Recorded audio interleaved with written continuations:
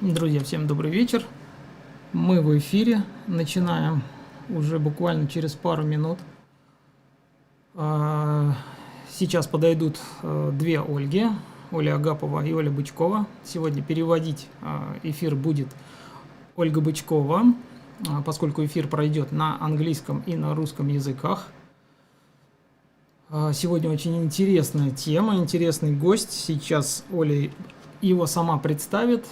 Вот, пока я жду, пока мы все ждем, собираемся, сейчас девушки подойдут и начнем. Давайте отпишитесь, как у нас со звуком. Я все технически проверю, настрою, и они меня сменят.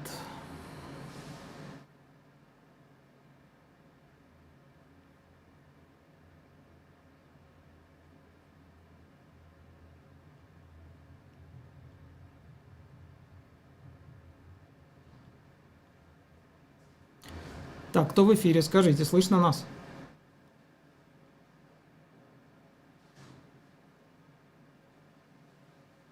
Угу, слышно и видно, отлично. Хорошо.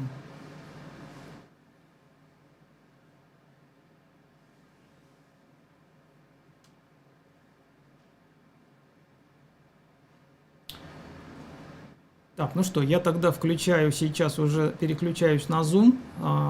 Наш спикер уже тоже на связи. Девушки подошли. Всем хорошего вечера. Я тоже буду слушать с большим удовольствием. Так, ну все, давайте. Нет, заходите просто, садитесь и все.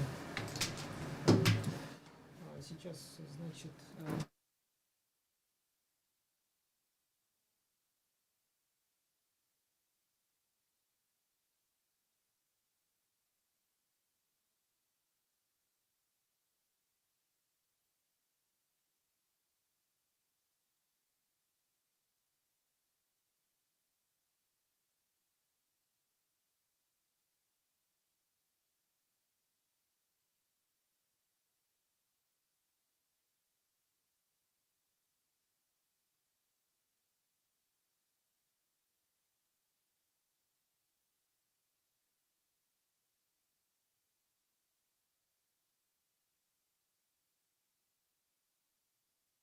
Так, не беспокойтесь, звук не пропал, это я отключил его на время. Все, я вас покидаю.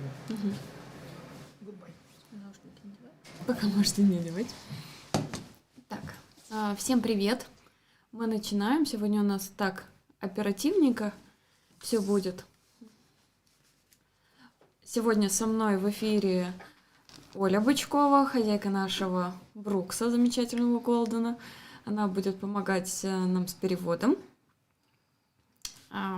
Для эфира с Голденами мы очень долго думали, кого же позвать. И, конечно, одна из моих...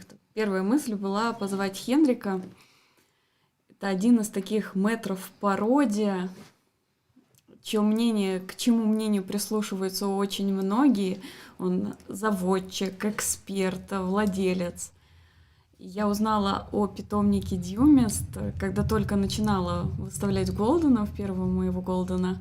Я попала на сайт и просто влюбилась в этих собак. Они произвели на меня такое впечатление. И вот спустя 15 лет я могу сказать, что собаки остались в этом же типе, не изменились, стали только еще лучше, еще краше. И для меня это действительно один из лучших заводчиков золотистых ретриверов в мире, поэтому я думаю, что его мнение о породе будет для всех очень интересно. Также Хенрик эксперт. Оля, ты хочешь, чтобы я переводила?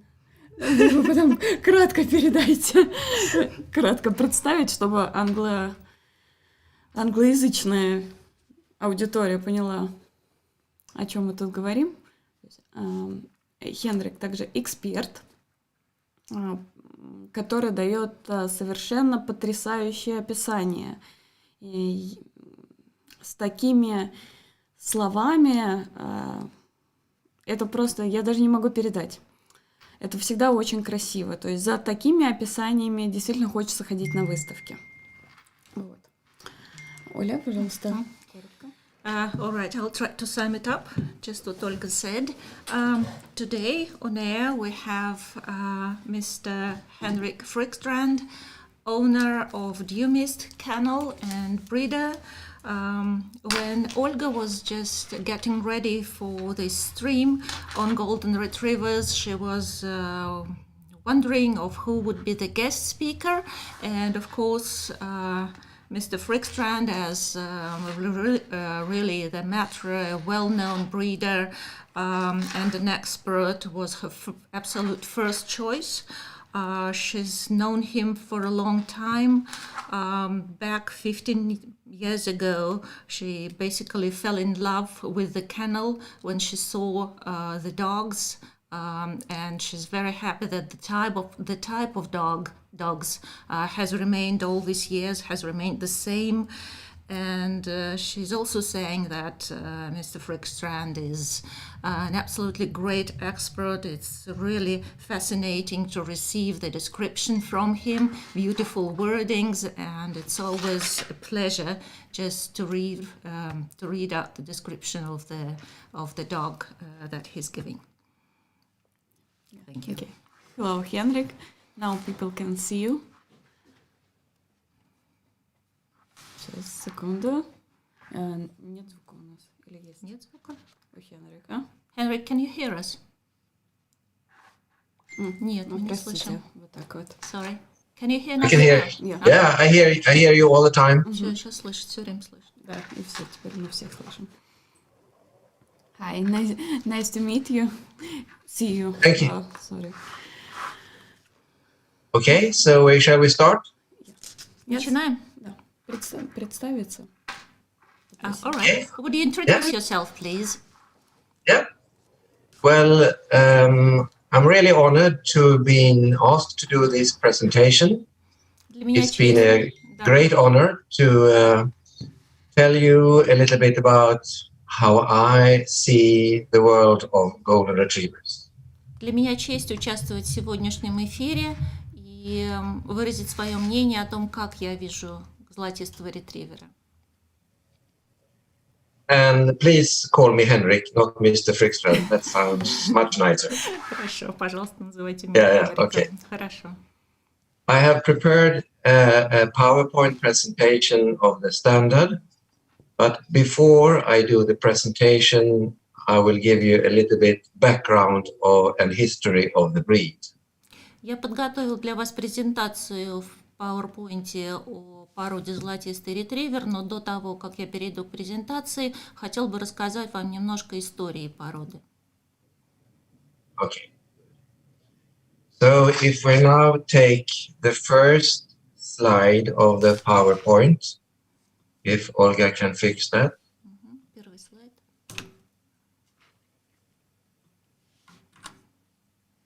Is it on? No, not yet. Okay. Because I can't see.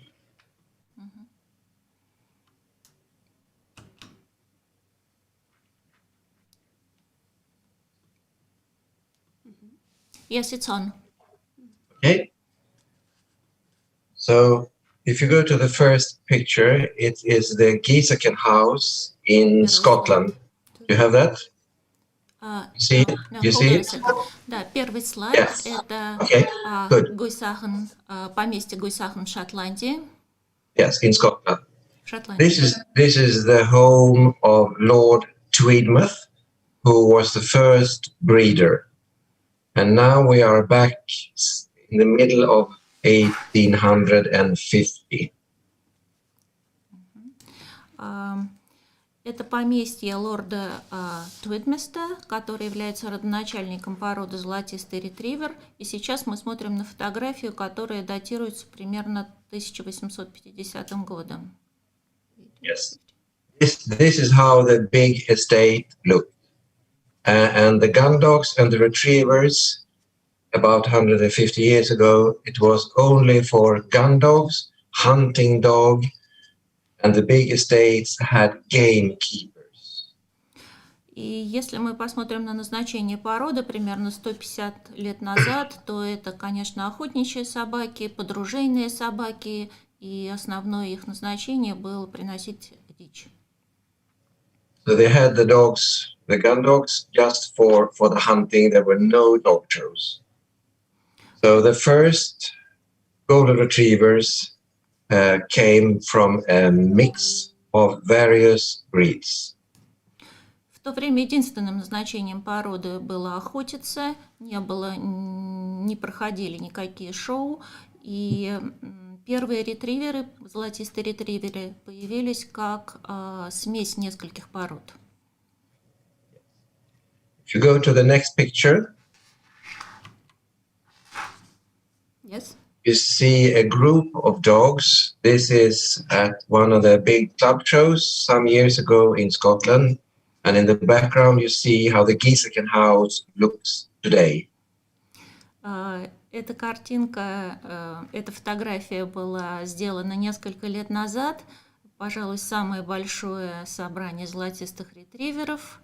И на заднем плане вы видите то, как выглядит поместье, это историческое сейчас. The Scottish Golden Club had a big meeting, and I think it's about 200 dogs on this photo in front of the old estate. Это была большая встреча любителей золотистых ретриверов в Шотландии, и на этой фотографии, по-моему, около 200 представителей породы. The next photo, you will see on the left the first golden retriever. This dog is called Nous, N-O-U-S, and he was born 1864. Could you repeat that, please? Sorry. Yes, this is the first golden. He was born 1864, and his name was Nous, N-O-U-S. Слева на фотографии мы видим первого золотистого ретривера, который родился в 1864 году, и его имя было Nous, N-O-U-S. Yes. In 1864, the first yellow dog was born. The mother was a Tweed Water Spaniel. It is a breed that does not exist today. В 1864 году родился первый щенок желтого золотого цвета. Его мать была водным спаниелем, твид-водным спаниелем. Сейчас эта порода уже не существует. Father was a mix from a wavy coat retriever, Irish setter, Newfoundland and bloodhound. Ага, а отец был смесью из следующих пород. Henric, could you repeat the breeds one by one? I'll just be translating them one by one. So, Irish setter, ирландский сеттер, Newfoundland, bloodhound, bloodhound, and I think also Labrador. и лабрадор. So this is a mix. This is the first yellow-born puppy in a litter of 4 puppies. There were 3 black, 1 yellow. Это первый желтый щенок, который родился в помете из 4 щенков. 3 были черных и 1 желтый. 4 years later, 1868, it was a whole litter of yellow puppies, 4 yellow puppies. And all existing Goldens today goes back to that litter born 1868. И через 4 года уже родился помет, в котором были только желтые щенки золотые, поэтому годом рождения золотистых ретриверов считается 1864. So here you see the dog lying down with a gamekeeper, and the photo is from 1870. Вы видите фотографию лежащей собаки, она датируется 1870 годом.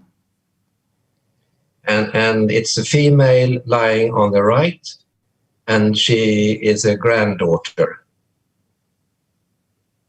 The female on the right, lying down, is a granddaughter of Nous. the first dog. Извините, пожалуйста, то про лежащую собаку это было на левой фотографии, а на правой фотографии это внучка Нуса. And you see the head is very different to the dog to the left.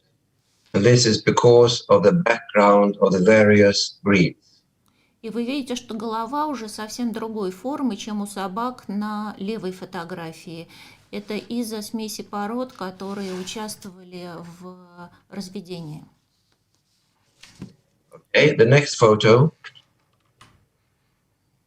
you will see another gamekeeper with a dog. This is how they looked and how they used them. And this dog is called Culham Brass, a very famous dog of the time, Culham Brass. На фотографии вы видите снова охотника с добычей, то, как использовалась собака.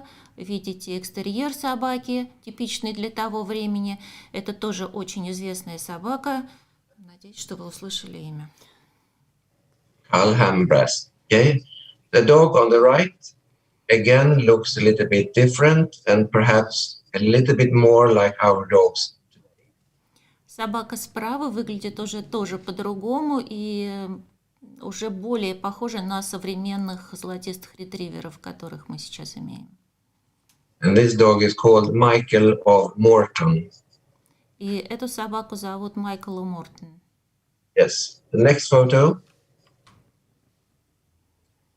You see a female on the left. She was very typical of this time. Now we are in the beginning of 1900. And her name is Tordale Betty.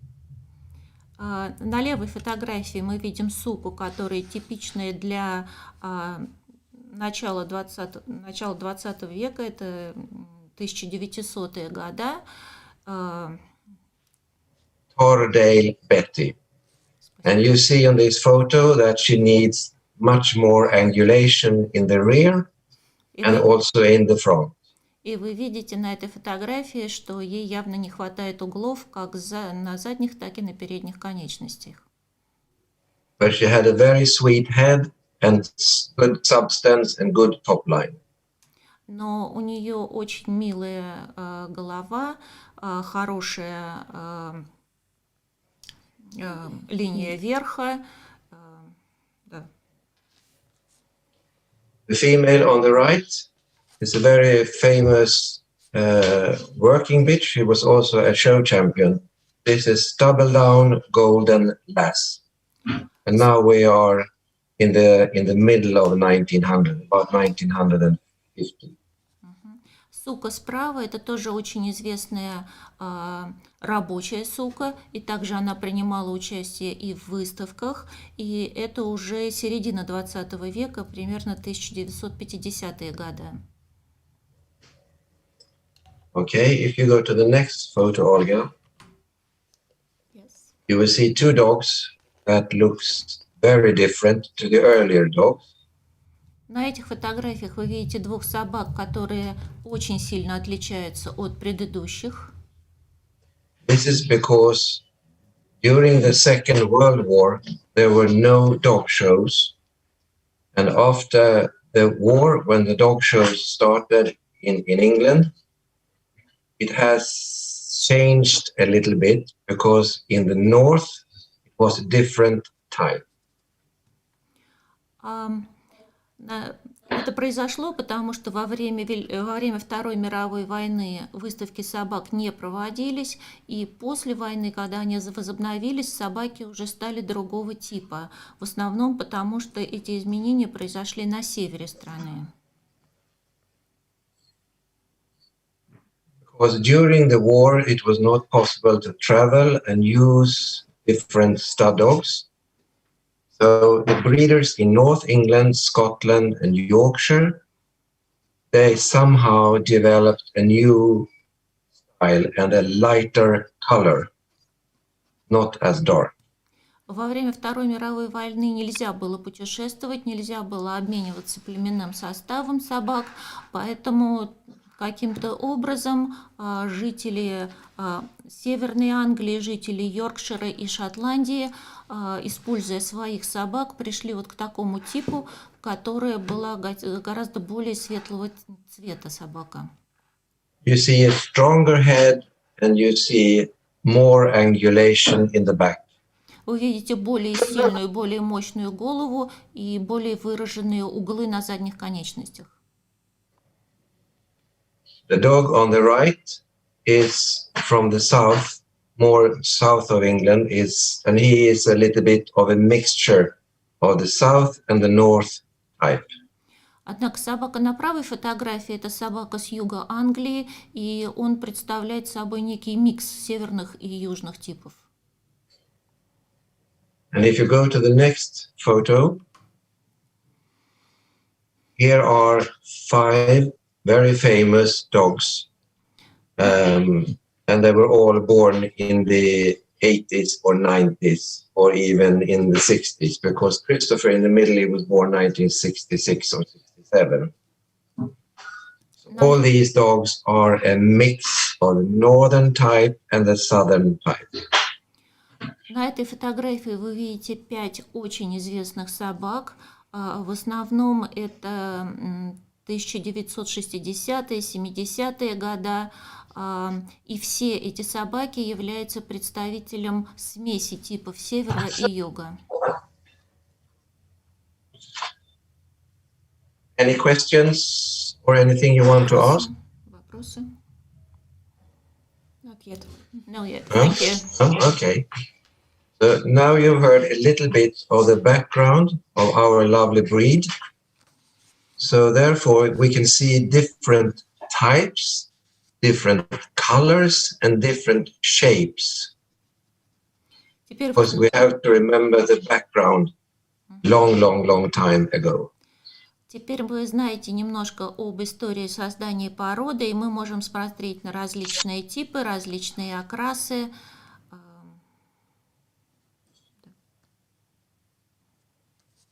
Okay, so the next slide, the next photo, come to the standard. Переходим к стандарту породы. Yeah, you have that on the screen, yes. Yes. So now you have to remember this is my personal interpretation of the standard. The standard is fixed, of course, but now I will give you the official standard and with my personal comments. Теперь хотелось бы отметить, что я буду говорить о стандарте породы с моей точки зрения. Конечно, есть закрепленный стандарт, я вам буду рассказывать о закрепленном стандарте, но в то же время давать свои комментарии, мое собственное мнение. Okay. And also we have to know that there are different standards in various parts of the world. In America, they have their own standard. And Canada has their own standard, and England, I mean, that is Great Britain, and Australia. Конечно, мы должны иметь в виду, что в разных частях света есть разные стандарты породы. В Соединенных Штатах Америки свой стандарт, в Канаде свой стандарт, в Англии и Великобритании свой стандарт и в Австралии свой стандарт. There is not so much differences in the standard. It is a little more about maybe size, maybe color, and I think also about presentation and grooming. Может быть, не так много различий в стандартах породы, сколько в размере, в цвете и в презентации собаки и в груминге собаки. And we have to remember that in the standard of the golden retriever, there are no disqualifying faults except missing testicles or if they are aggressive. It is a very open standard. И мы должны помнить, что в стандарте породы нет никаких характеристик для дисквалификации, за исключением отсутствия яичек у кобеля или агрессивности. Это очень открытый стандарт. That means it leaves a lot for interpretation because various judges or breeders or people can interpret the standard in maybe a little bit different way. Это означает, что стандарт открыт для различных интерпретаций, поэтому заводчики, эксперты могут интерпретировать стандарт по-своему. Okay, so here now we have the first slide. This is the general appearance. And as you can see on the slide, it says symmetrical, balanced, active, powerful, level mover, sound with a kindly expression. И вот мы смотрим на первый слайд, в котором написано общий внешний вид, как вы видите, и характеристики: симметричный, сбалансированный, активный, мощный, с ровными линейными движениями, выносливый, с добрым выражением. The dog on this photo, for me, fulfills the standard. Because I think this dog is a balanced dog, and he looks powerful and extremely balanced. I like the balanced outline. We don't want something that is exaggerated. Для меня вот собака на этой фотографии – это типичный представитель породы, потому что он симметричный, он сбалансированный, он достаточно мощный. Самое главное – сбалансированный, потому что мы не хотим, чтобы выделялись какие-то, чтобы особенно выделялись какие-то черты, не хотим, чтобы что-то было экстремально выражено. Because sometimes we can see a few dogs that are short on the leg. They're maybe too small or short on the leg, and they can be a bit long. But it's important to see the overall balance. Иногда мы можем встретить собак на слишком коротких лапах, и тогда они выглядят слишком длинными. Но самое главное, что мы должны иметь в виду, это общий баланс.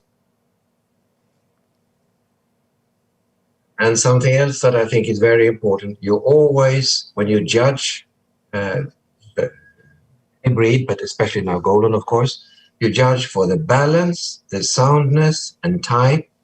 You never go for color or minor points. You judge the whole picture, because no dog is perfect.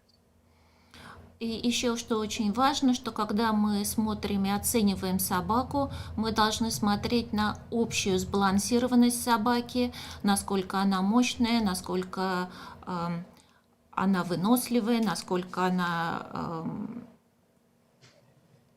гармоничная, да, и не обращаем внимания на цвет или какие-то более незначительные характеристики, менее значительные характеристики.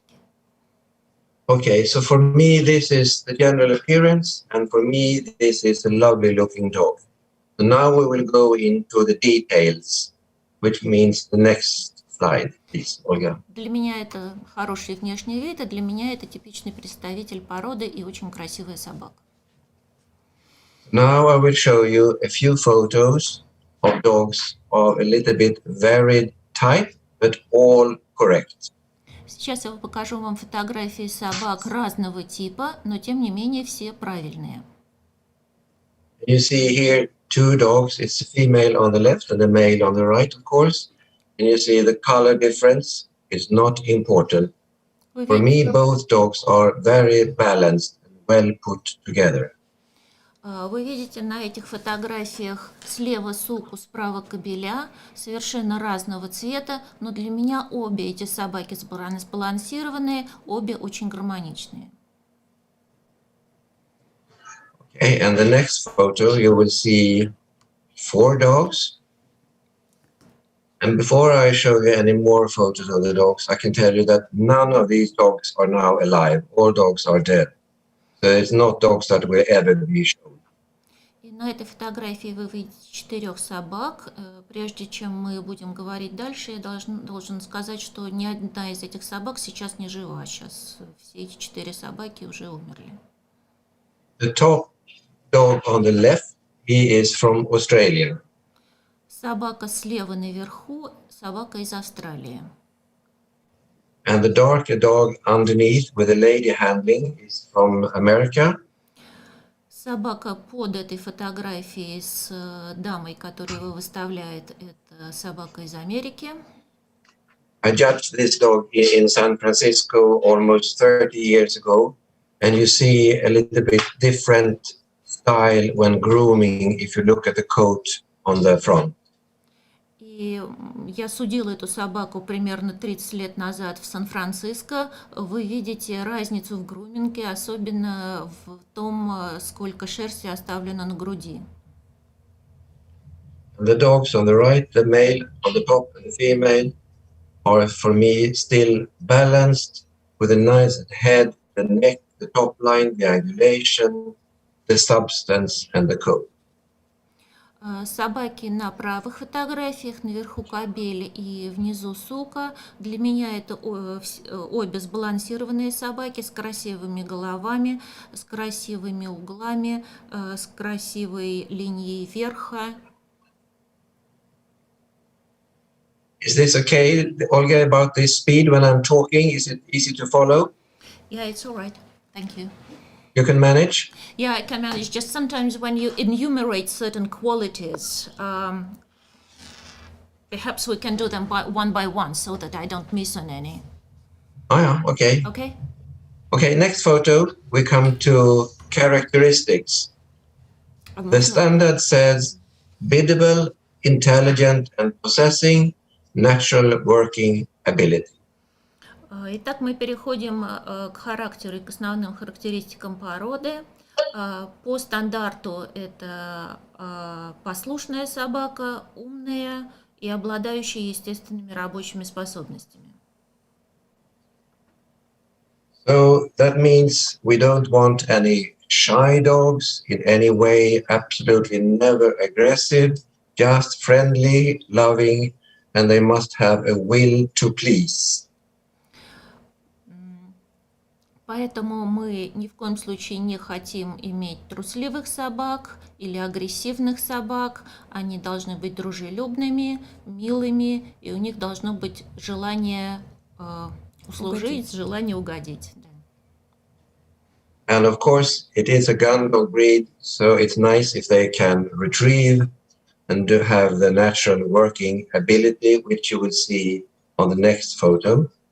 И, конечно, это подружейная собака, поэтому очень хорошо, когда у них есть врожденная способность рабочая, способность подносить дичь, и вы это видите на фотографиях сейчас. And the next photo again, of course, there are many things you can do. I use next photo, which is, obedience or freestyle. There are so many things you can do with a retriever. И на этой фотографии вы видите еще, что могут делать золотистые ретриверы, участвовать в agility, в obedience. Очень собаки, которые могут много что делать. And the next photo, you see the fantastic passion for water. Usually they love swimming, jumping, playing and retrieving. На этой фотографии вы видите кадр, показывающий фантастическую любовь голденов к воде. Они любят плавать, они любят воду и доставать дичь из воды. So it's a dog you can have lots of fun with, and they're very easy to play with and easy to train.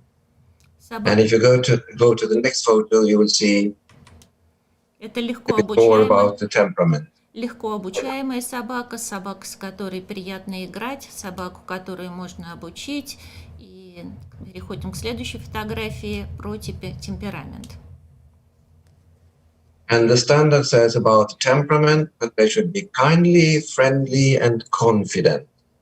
Стандарт говорит, что собака должна быть доброй, дружелюбной и уверенной в себе. And I have been a judge for Goldens for nearly 35 years, but I don't see very often problem with temperament. Sometimes a few dogs can be a little bit shy, but this is not a problem.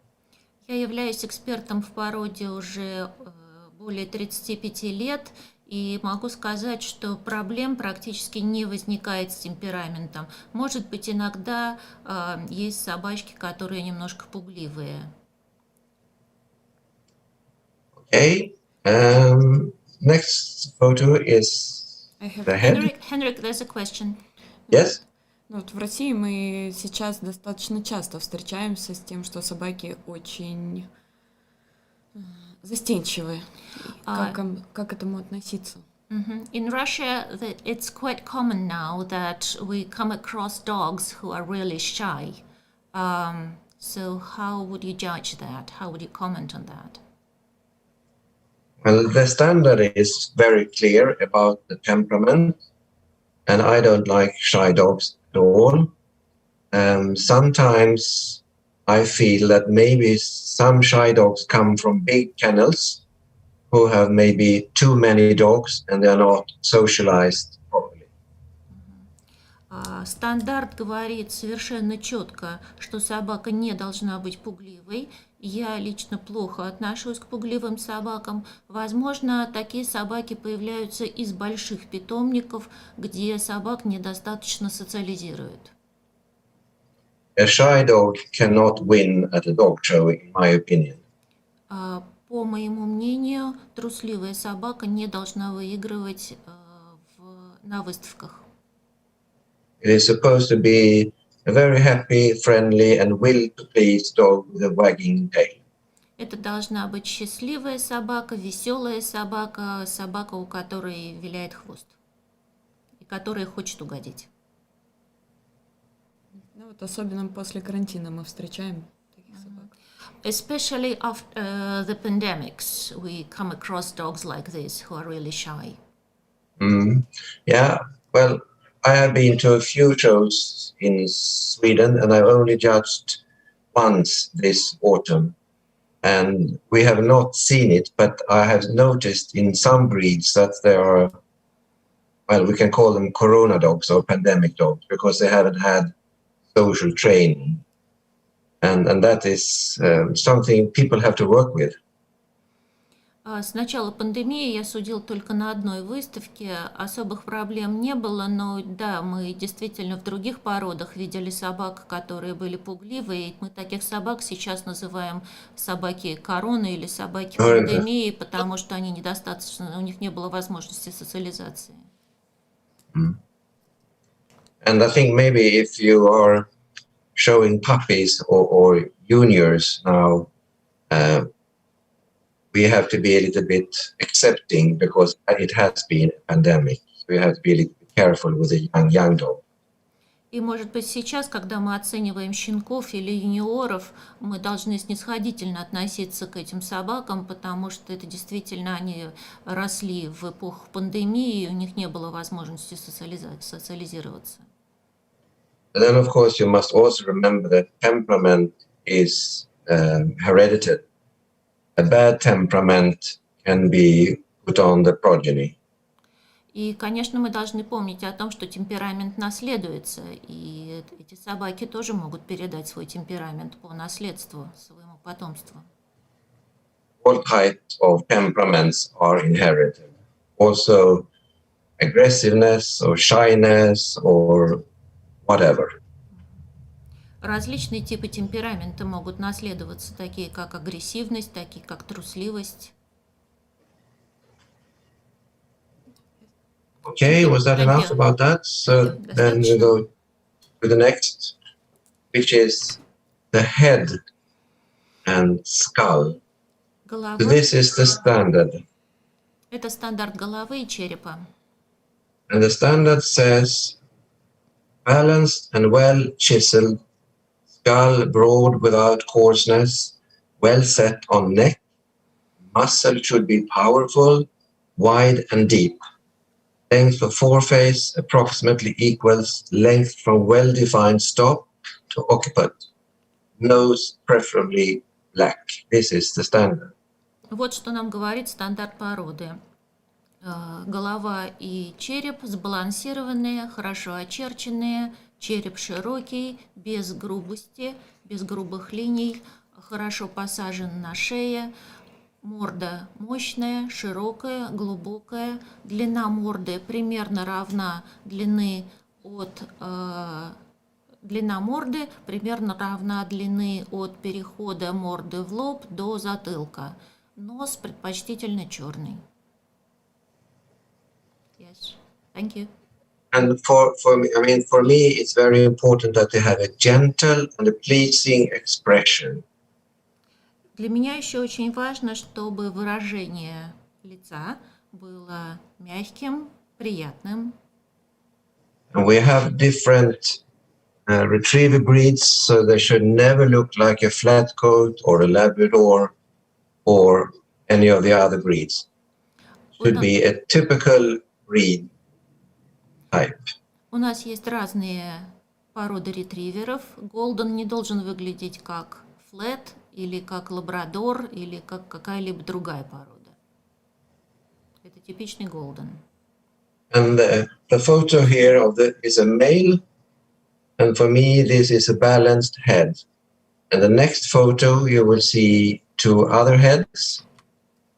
На той фотографии была фотография суки, и для меня это сбалансированная голова. Вот на другой фотографии вы видите два других типа головы. Both, in my opinion, well balanced and just in the right proportion. На этих фотографиях тоже сбалансированные головы правильных пропорций, с моей точки зрения. Next photo, Olga. It is about the eyes, and you also see the head of this female. The eyes should be dark brown, set well apart with dark rims. Глаза, и здесь же на фотографии вы видите голову этой суки. Глаза должны быть темно-коричневого цвета, широко расставлены, с темной окантовкой, обводкой. Yes. And they should never have a light eye, because a light eye destroys the expression. У них никогда не должно быть светлых глаз, потому что светлые глаза сразу же разрушают общий имидж и выражение. It is always nice to have a black nose, a good pigment, but the pigment is not a big issue.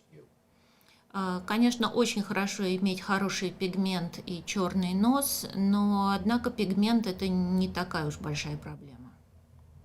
It is more important to have dark rims around the eyes. Гораздо важнее, чтобы у них была темная обводка вокруг глаз. Question? What do you have a question? Yes. Да, про носы, про пигментацию очень много тут споров и разговоров идет. There's a lot of discussion about noses and the pigmentation of noses. Некоторые эксперты наказывают за розовые носы. And some experts say pinkish noses should be penalized. И отмечают это как такой прям недостаток. And they mark it as a really serious drawback. Как к этому правильно What's your относиться? opinion on that? What do you think? It is a slight fault like any other fault.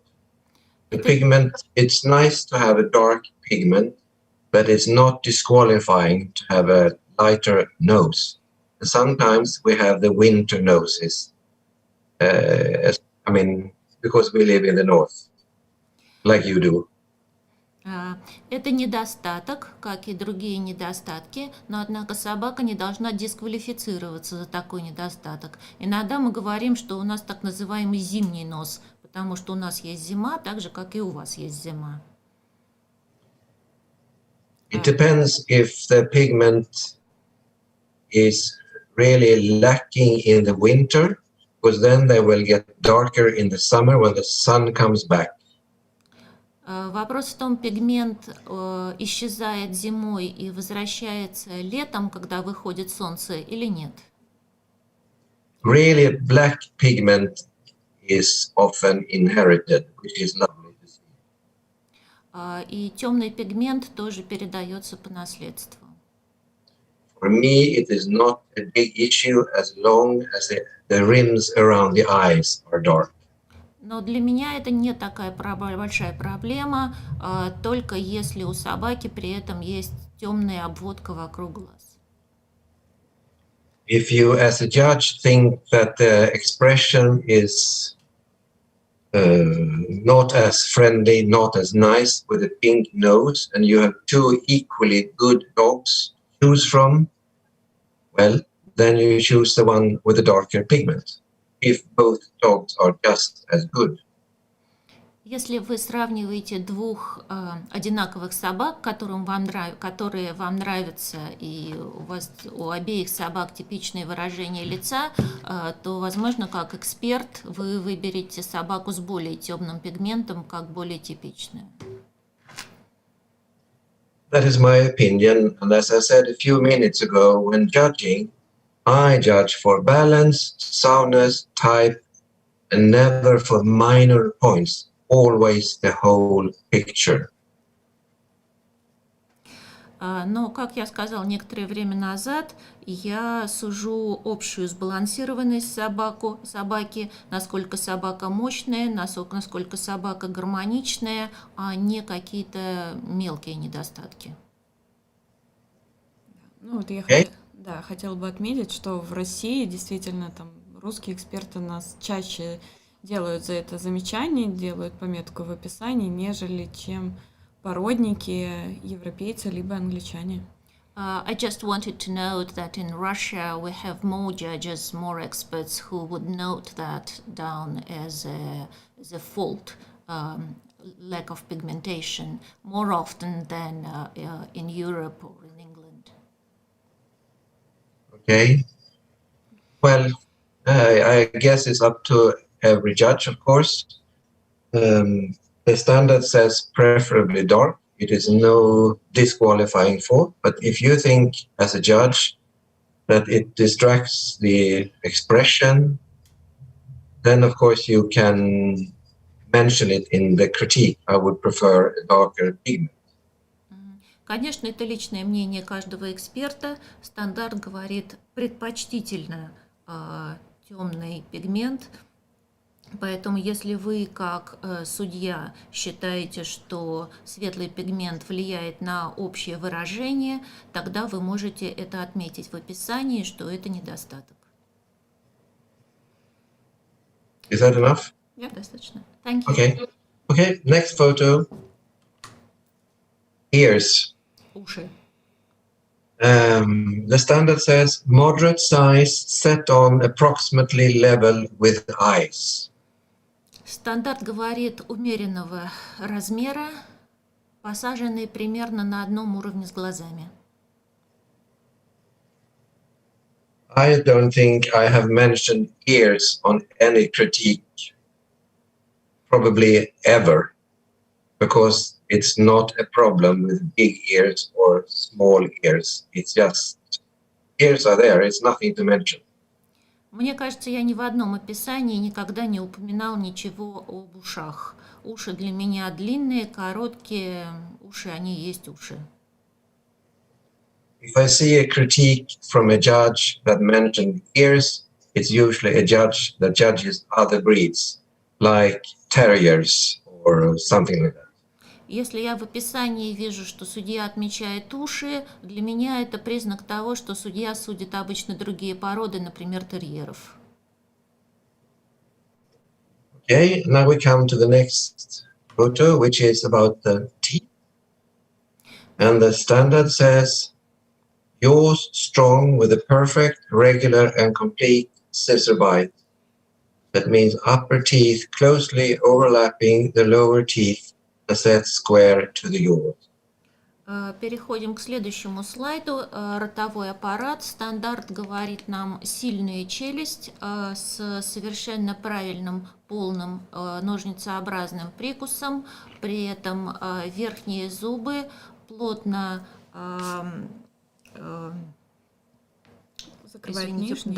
плотно перекрывают нижние зубы и находятся перпендикулярно, расположены перпендикулярно челюсти.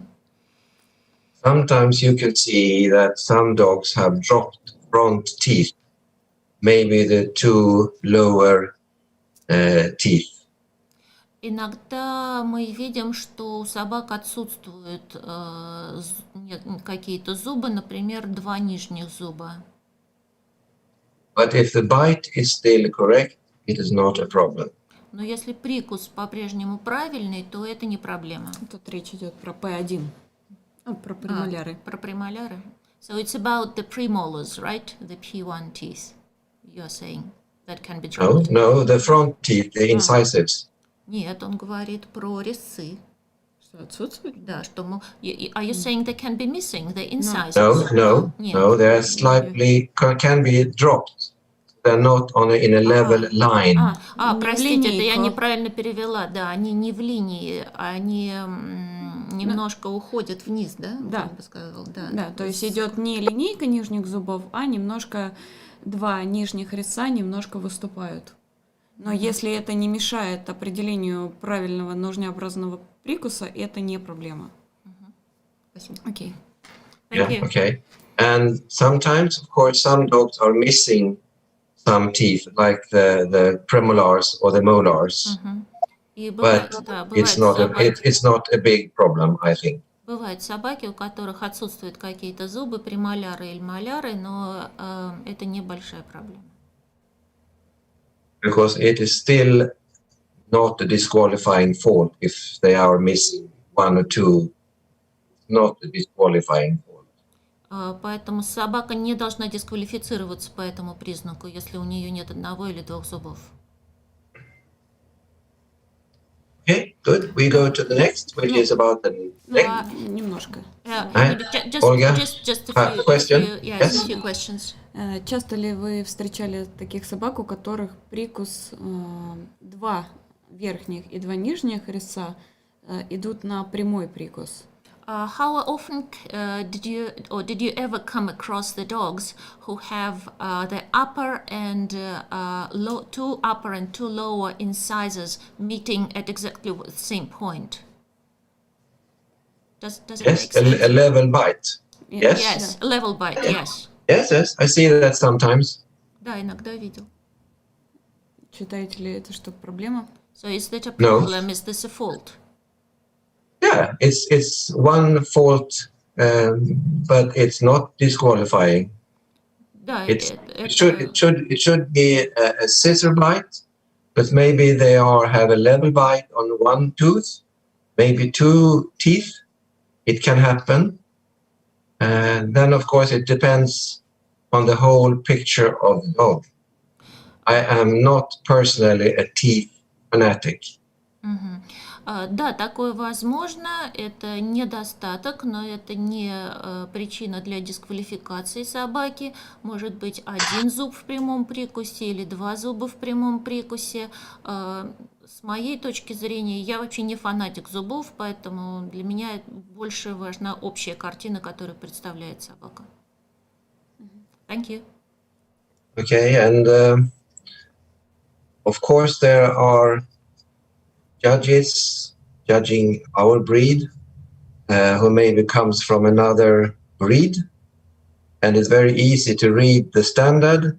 It says 42 teeth, about the size and the color, but for me the most important is to see the overall balance, the type, the balance, and never look for minor points.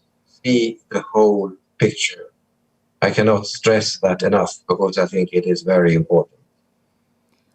Конечно, мы встречаем в нашей породе экспертов, которые пришли из других пород и которые читают стандарт, и в стандарте они читают 42 зуба, размер такой, цвет такой, но хочу еще раз подчеркнуть, что для меня больше всего важна общая картина, общая сбалансированность собаки, тип собаки. То есть я повторяю об этом снова и снова, что для меня важна общая картина, а не какие-то частности.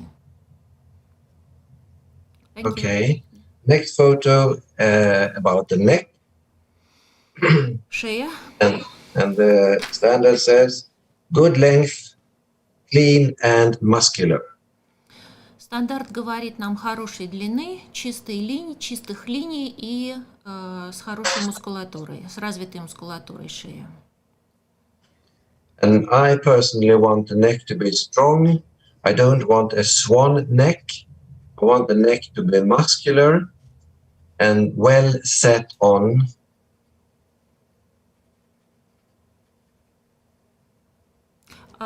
Я лично не любитель лебединых шей. Я хочу, чтобы шея была сильная, мускулистая и хорошо поставленная. And they must be able to carry a big bird. Собака должна быть в состоянии нести крупную дичь, крупную птицу. Okay, we go to the forequarters, the next photo. На следующей фотографии переходим к передним конечностям. Standard says forelegs straight with good bone, shoulders well laid back, long in blade with upper arm of equal length, placing legs well under body, elbows close fitting. Стандарт нам диктует прямые передние конечности с крепким костяком, лопаточные кости сдвинуты хорошо назад, длинные лопаточные кости.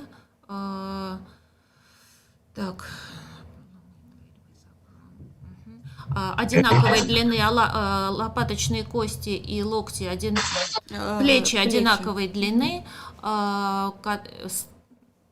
В результате ноги собаки расположены четко под туловищем, локти плотно прижаты. So the front angulation is something that many breeds can have a problem with.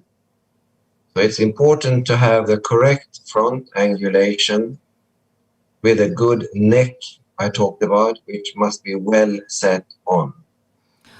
Ангуляция передних конечностей, углы передних конечностей, это проблема во многих породах. Очень важно, чтобы углы были правильные и голова хорошо посажена при этом. And something I feel is very important is also that they have straight front legs all the way down to the feet. И то, что я считаю очень важным, то, что передние ноги должны быть абсолютно прямыми по всей длине до пальцев.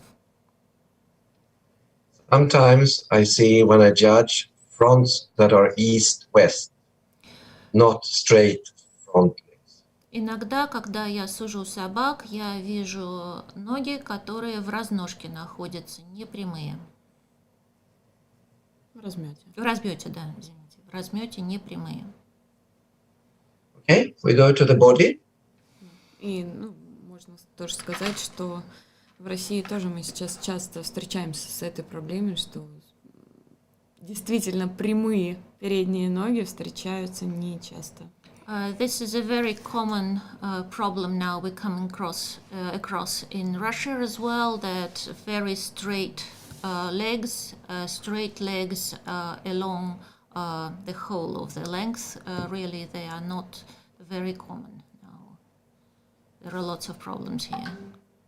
But you mean you are saying that you have problem with the front angulation? Мы говорим про углы передних конечностей или про прямые? Про прямые. No, not the angulation, but the straightness. Not east. Yeah, they are not completely straight, the front legs. They are east-west. Yes, that's right. Yeah, but that is not a problem only Russia has a problem with. It's also in Sweden and in many countries. This is something we need to watch. Это не проблема только России, это проблема и Швеции, и других стран. Это то, над чем мы все должны работать. So I think this is something we as a breeder and as a judge must remember to look at. Это то, что на что мы как заводчики и как эксперты должны обращать внимание. Yeah, I agree. Я согласна. The body. Переходим Body. к телу собаки, к корпусу. The standards say balanced, short couple, deep through the heart, ribs deep, well sprung, and a level top line. Корпус собаки сбалансированный, короткий в области поясницы, глубокий в области сердца, глубокий в области ребер, с хорошей пружинистостью, с ровной линией верха. I think it's important for a working dog, a working gun dog, to have a good spring of rib with enough heart room. That is important. Я считаю, что для рабочей собаки вот эта пружинистость корпуса очень важна, так же, как и достаточный объем ребер в области сердца. They should not have a body like a Labrador or a flat-coat retriever. У них не должно быть тела, не должно быть корпуса такого, как у прямошерстных ретриверов или лабрадоров. Остановить пока? Нет, сейчас я найду. Yes, something in the middle, between the two breeds. Это должно быть что-то посередине между этими двумя породами, между лабрадорами и прямошерстными ретриверами. And they should not be long in loin. That means that they should not have a length from the last rib to the pelvis. И они не должны быть длинными в пояснице, то есть вот это расстояние от последнего ребра до паха не должно быть очень большим. And something I feel is important is that they have a level top line, both standing and moving. То, что я считаю очень важным, это то, что у золотистого ретривера должна быть абсолютно ровная линия верха, как в стойке, так и во время движения. Okay. Next photo Да, у нас тут is параллели. question. Не ноги, а лапы. у Ой, собаки. лапы, конечно, спасибо. Мы немножко увлеклись. Но у них же лицо. Лицо, да, и ноги. Кто скажет, что морда? Простите. Лапы. Okay, we take the next to hindquarters. Переходим к задним лапам, Okay. к задним Loin. конечностям. Loin and legs strong and muscular. Good second thighs. Well bent stifles. Hocks well let down. Straight when viewed from the rear. Neither turning in nor turning out. Cow hocks highly undesirable. Читаем стандарт.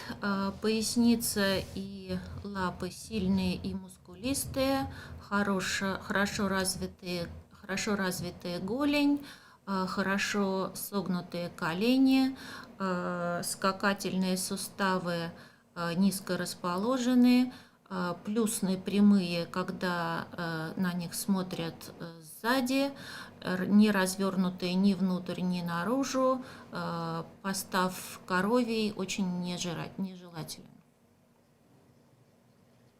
For me, I think it's very important that the quarters are strong and powerful, and they should not be over-angulated.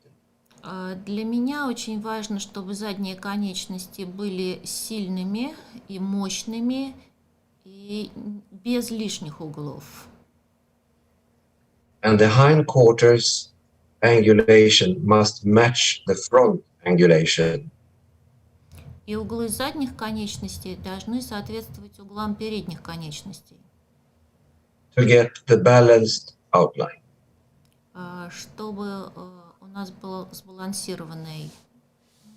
Balanced upper, you said? To get a balanced outline. Outline. Чтобы у нас был общий силуэт сбалансированный. Yes. Right. Next is the feet. Лапы. The feet should be round and cat-like. And you see on the front left foot, it's now being trimmed, and it's cat-like and round. I don't think feet is a problem at all. In flat coats, you can see very bad long feet. Лапы по стандарту круглые, кошачьи. Вы видите на фотографии как раз тримингуют, грумер работает с лапами. В нашей породе проблем с лапами, как правило, не встречается. Это больше проблема прямошерстных ретриверов. Именно с пальцами. С пальцами, да. Well, feet is not a problem in my mind. Okay, next photo is about the tail. Следующая фотография — хвост. tail is supposed to be set on and carried level with the back, reaching to the hocks without a curl at the tip. Хвост предполагается быть посажен на одной линии с спиной и находиться в таком положении.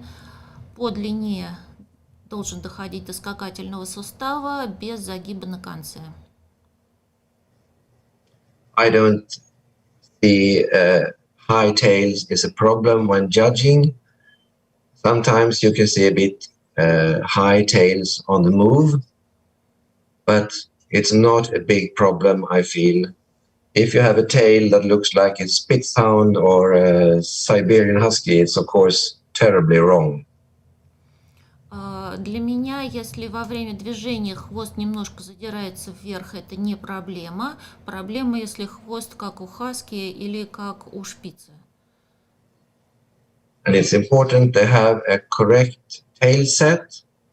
And of course, in some young males, they can have a bit high tails before they settle. Важно, чтобы хвост был хорошо посажен. У некоторых молодых кобелей мы видим, что в начале молодых кобелей хвост немножко задран, а потом он принимает правильное положение. I am always quite forgiving with high tails if there is a young dog, but not if they come in champion class, for instance. Обычно, если я сужу у молодых собак, я допускаю задранный хвост, но не у кобелей, которые выставляются в классе чемпионов. Вот на сколько градусов он может подняться наверх? How high can it be? Like how many degrees? A Labrador can have a higher tail. You know that if you see the Labrador standard and moving Labradors, the tail can be quite high. But if you go to the next photo, you see the movement. У лабрадора может быть более высокий хвост. Вот если мы переходим к следующему слайду, собака в движении, и здесь хвост несколько поднят. So you see here the photo of the dog moving here. This is a young dog moving with a happy tail. Это молодая собака с таким счастливым хвостиком веселым. And if you go to the next photo directly, Olga, you see an adult champion moving, and I think this tail is just perfect. А это взрослая собака, взрослый кобель в движении, и я считаю, что этот хвост совершенен. And also the next photo, you see two dogs moving with exceptionally good tail. Две собаки в движении с исключительно хорошими хвостами. So if you go back now to the standard about the gait and the movement, you go back 2 pictures. Слайд на аллюр и движение, да. You come to the movement, and the movement say the standard powerful with good drive, straight and true in front and rear, stride long and free with no sign of hackney action in front. Мы переходим к аллюру, к движению. Стандарт говорит нам мощное движение с хорошим толчком по прямой линии, правильное движение спереди и сзади, с хорошим вымахом, свободное, без намека на горцевание спереди. I like to see a dog moving with drive and animation, which I think is important in a gun dog. Мне нравится, когда собака двигается с хорошим толчком и активно. Это важно для подружейной собаки. And of course, they should be parallel and they should have a solid top line on the move.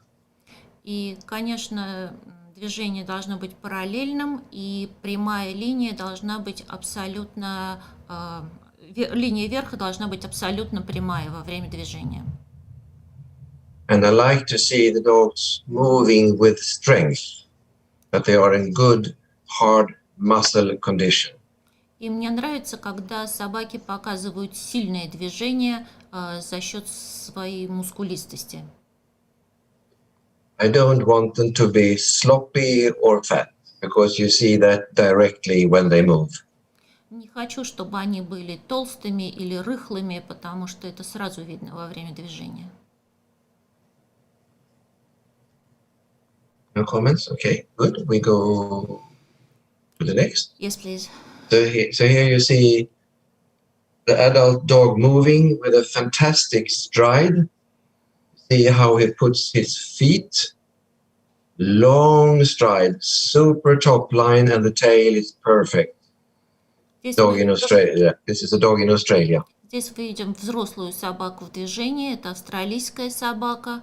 Мы видим прекрасное широкое движение, абсолютно прямую спину и хвост в движении. And the next photo shows two dogs moving, again with an excellent stride. See how they put their legs. The front legs are almost in front of the nose. Собаки тоже демонстрируют прекрасный аллюр на обеих фотографиях. Обратите внимание на их передние лапы, они практически выходят за линию носа. Вперед. Both dogs in hard condition with a super top line and tail. Общие собаки в прекрасной кондиции с отличной линией верха, мощной, прямой. Right? Okay, we take the next, which is. Переходим к шерсти. And the standard says flat or wavy with good feathering and dense water-resisting undercoat. Стандарт говорит прямая или волнистая, с хорошими очесами, густой подшерсток, густой водоотталкивающий подшерсток. And of course, in a gun dog that's supposed to also swim in cold waters, it's important to have a double coat, double thick coat with correct undercoat. Конечно, для рабочей собаки подружейной, которая работает в холодной воде, очень важно иметь очень важно иметь двойную шерсть, двойную шерсть с плотным подшерстком. Sometimes I can see soft and silky coats with not enough undercoat, and that is not ideal. Иногда я встречаю слишком мягкую, слишком шелковистую шерсть с недостаточным подшерстком. Это не идеальная ситуация. One thing that I think is important is the same with Labradors and many breeds. As a judge, you don't check the coat on the back of the dog, you check the coat on the sides of the body. И это касается золотистых ретриверов, и это же касается лабрадоров. Когда эксперт судит собаку, нужно рассматривать шерсть не на спине, а на боках собаки.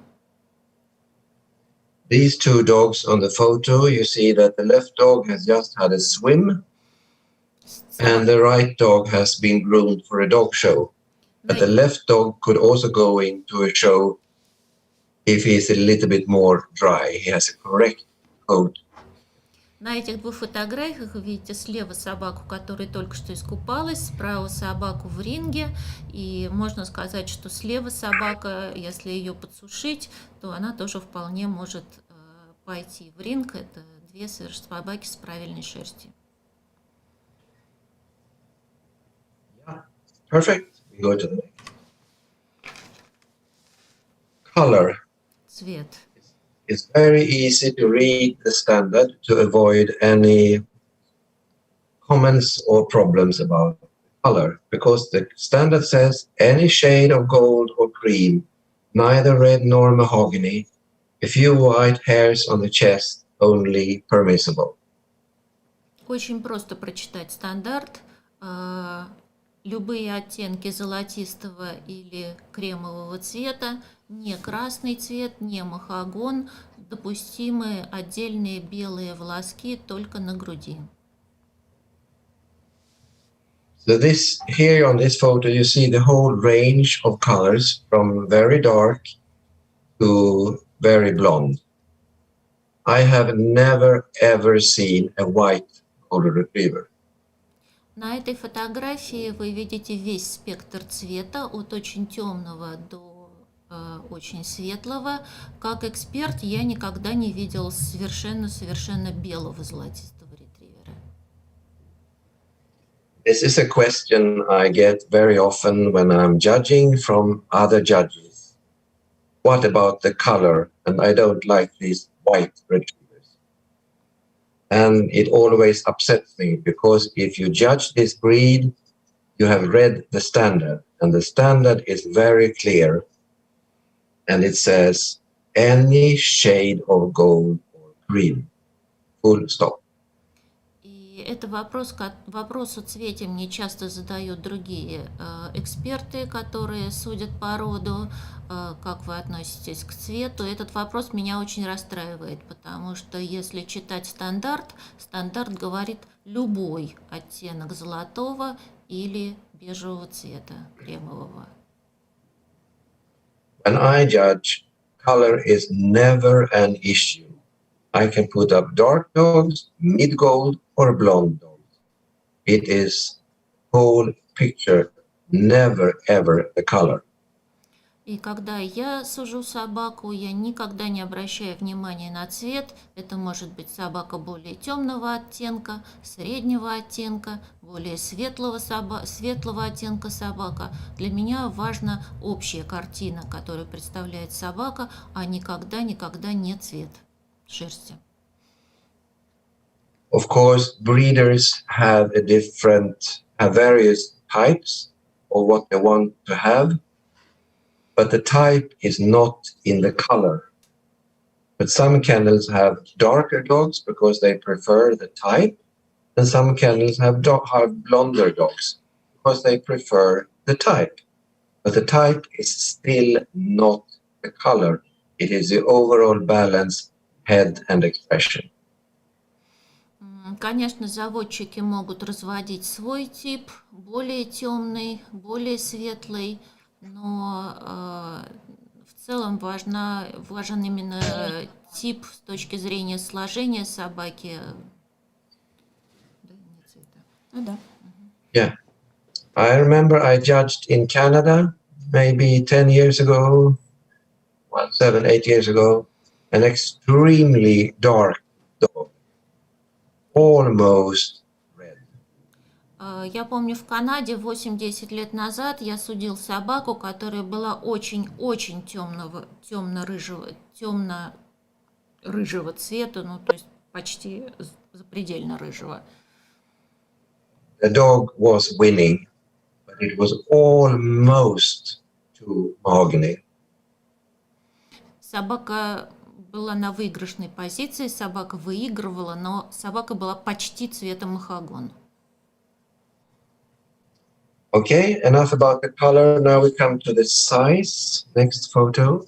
Ну да, можно отметить еще, что в России у нас тяжело достаточно с рыжими собаками. У нас эксперты не очень любят рыжих собак, и многих владельцев это расстраивает. И хотелось бы, чтобы эксперты прислушались к мнению наших европейских заводчиков, в том числе и как-то более лояльно к рыжему цвету относились. There's a slight problem in Russia when golden retrievers are judged.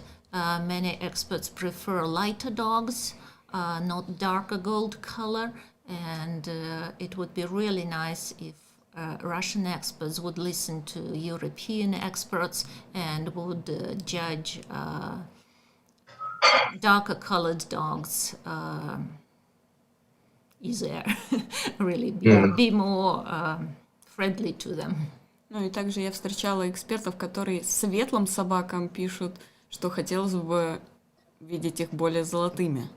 As well as I've come across the experts who would note a very light shade of a dog. They would put down, would prefer a darker gold color. That's what they put on the description.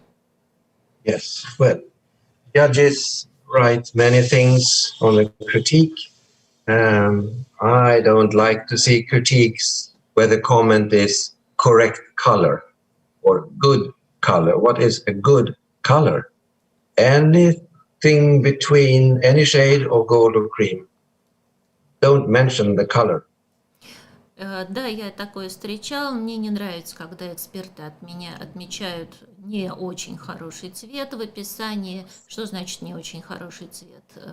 Любой цвет от любой оттенок золотого и кремового бежевого цвета в стандарте породы.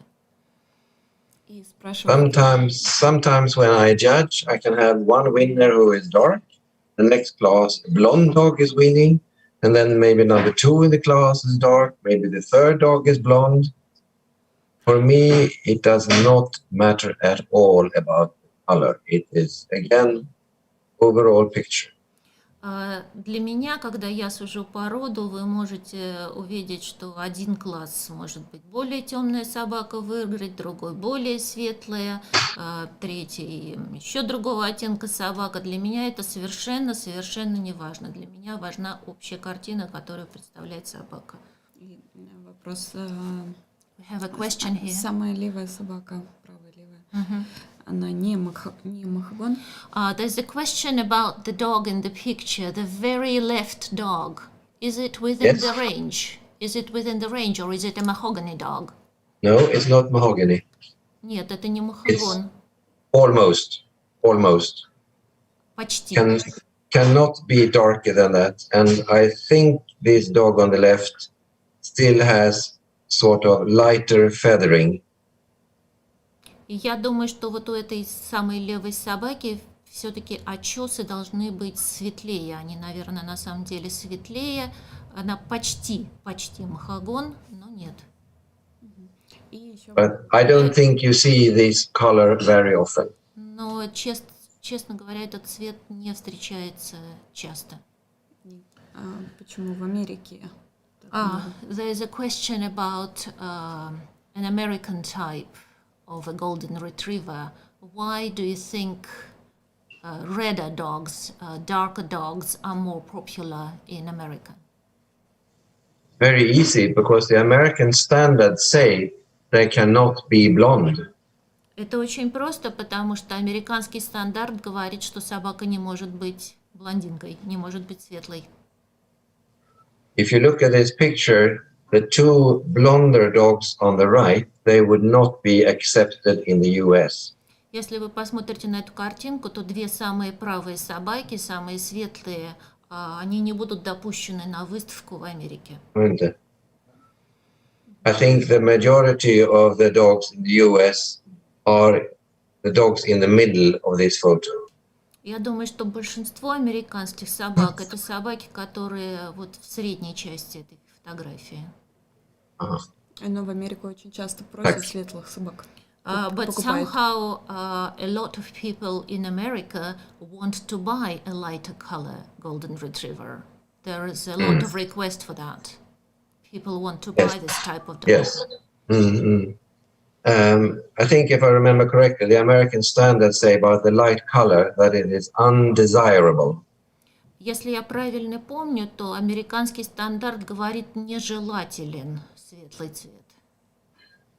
Okay, and back to your question, why you have in Russia and in Europe many requests for blonde dogs to the US.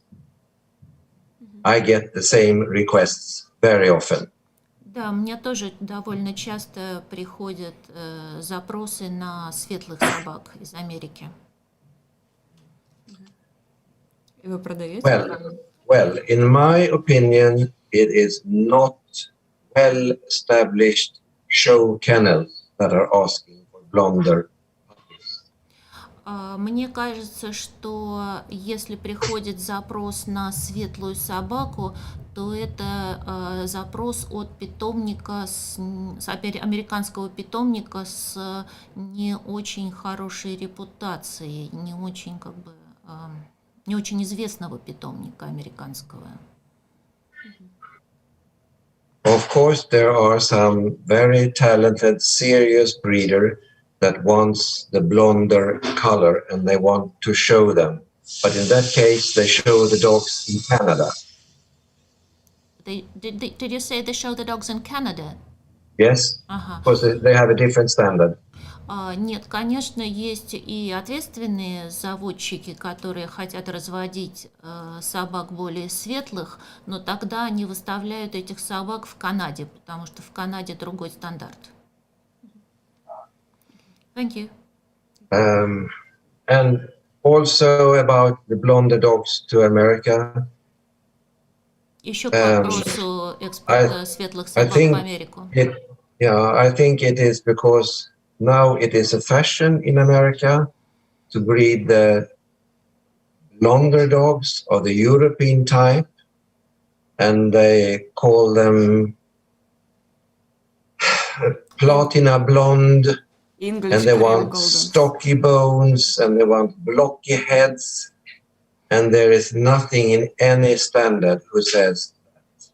And they sell the dogs as English cream. А еще, видимо, к вопросу о том, почему есть запрос на светлых собак, это определенного рода мода в Америке сейчас. Они их называют Platinum Blonde, английские светлые, да?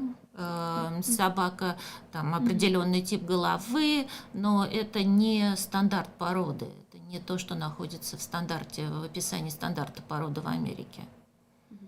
И я думаю, про Америку мы все. И вопрос еще, связан ли цвет с рабочими качествами собак? That's about it with questions about America. And the next question we have is, do you find it that the color of the dog is in any way related to the working characteristics of a certain dog? If you go back to the mid-1800s, when the Gold Retriever was established, it was all working dogs. And the color of the dogs, they were, as you saw on the photos, quite dark. Если мы вернемся к 1800 годам, когда собаки были только рабочие, тогда мы видим, что в основном цвет был действительно более темным. Рабочие линии, не рабочие собаки, рабочие линии. Рабочие линии собак, да. The lighter color came in the mid-60s. Then it was more common to see the blonder dogs. Светлые собаки появились в середине 60-х годов. In Goldens, you know, we have a different type. We have the field trial type. Вы знаете, что в Голдене, в линии Голденов у нас есть определенный тип. Это собаки, которые проходят полевые испытания. And the field trial dogs, they have a rich golden color.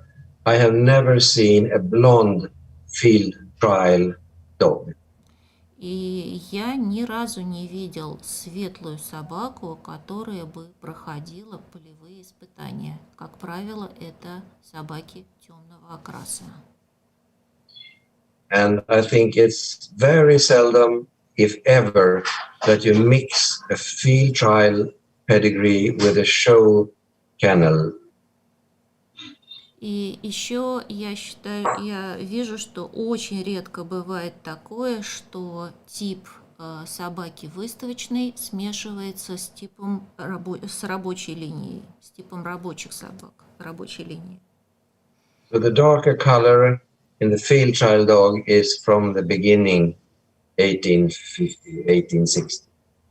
Вот этот темный, более насыщенный цвет в рабочей линии Голденов, он берет свое начало с 1850-х, 60-х годов, с тех пор.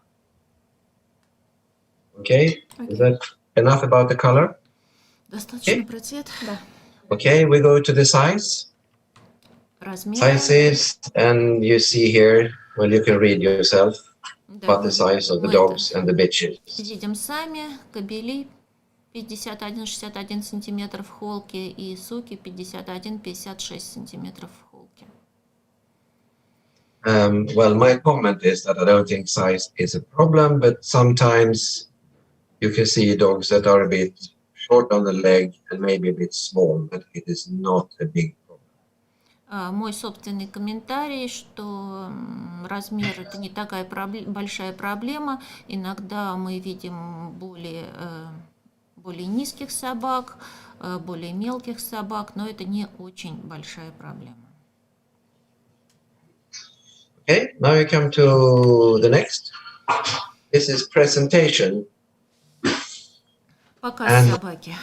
If we go back, how I started, I said that there were different standards in America, Canada, England, and Australia, and that maybe the standards are not very different, but it's because of the fashion, the grooming, and maybe the handling. И если мы вернемся к началу презентации, я говорила о том, что есть разные типы собак, но может быть не... Ну да, Handling, показе, fashion, and grooming.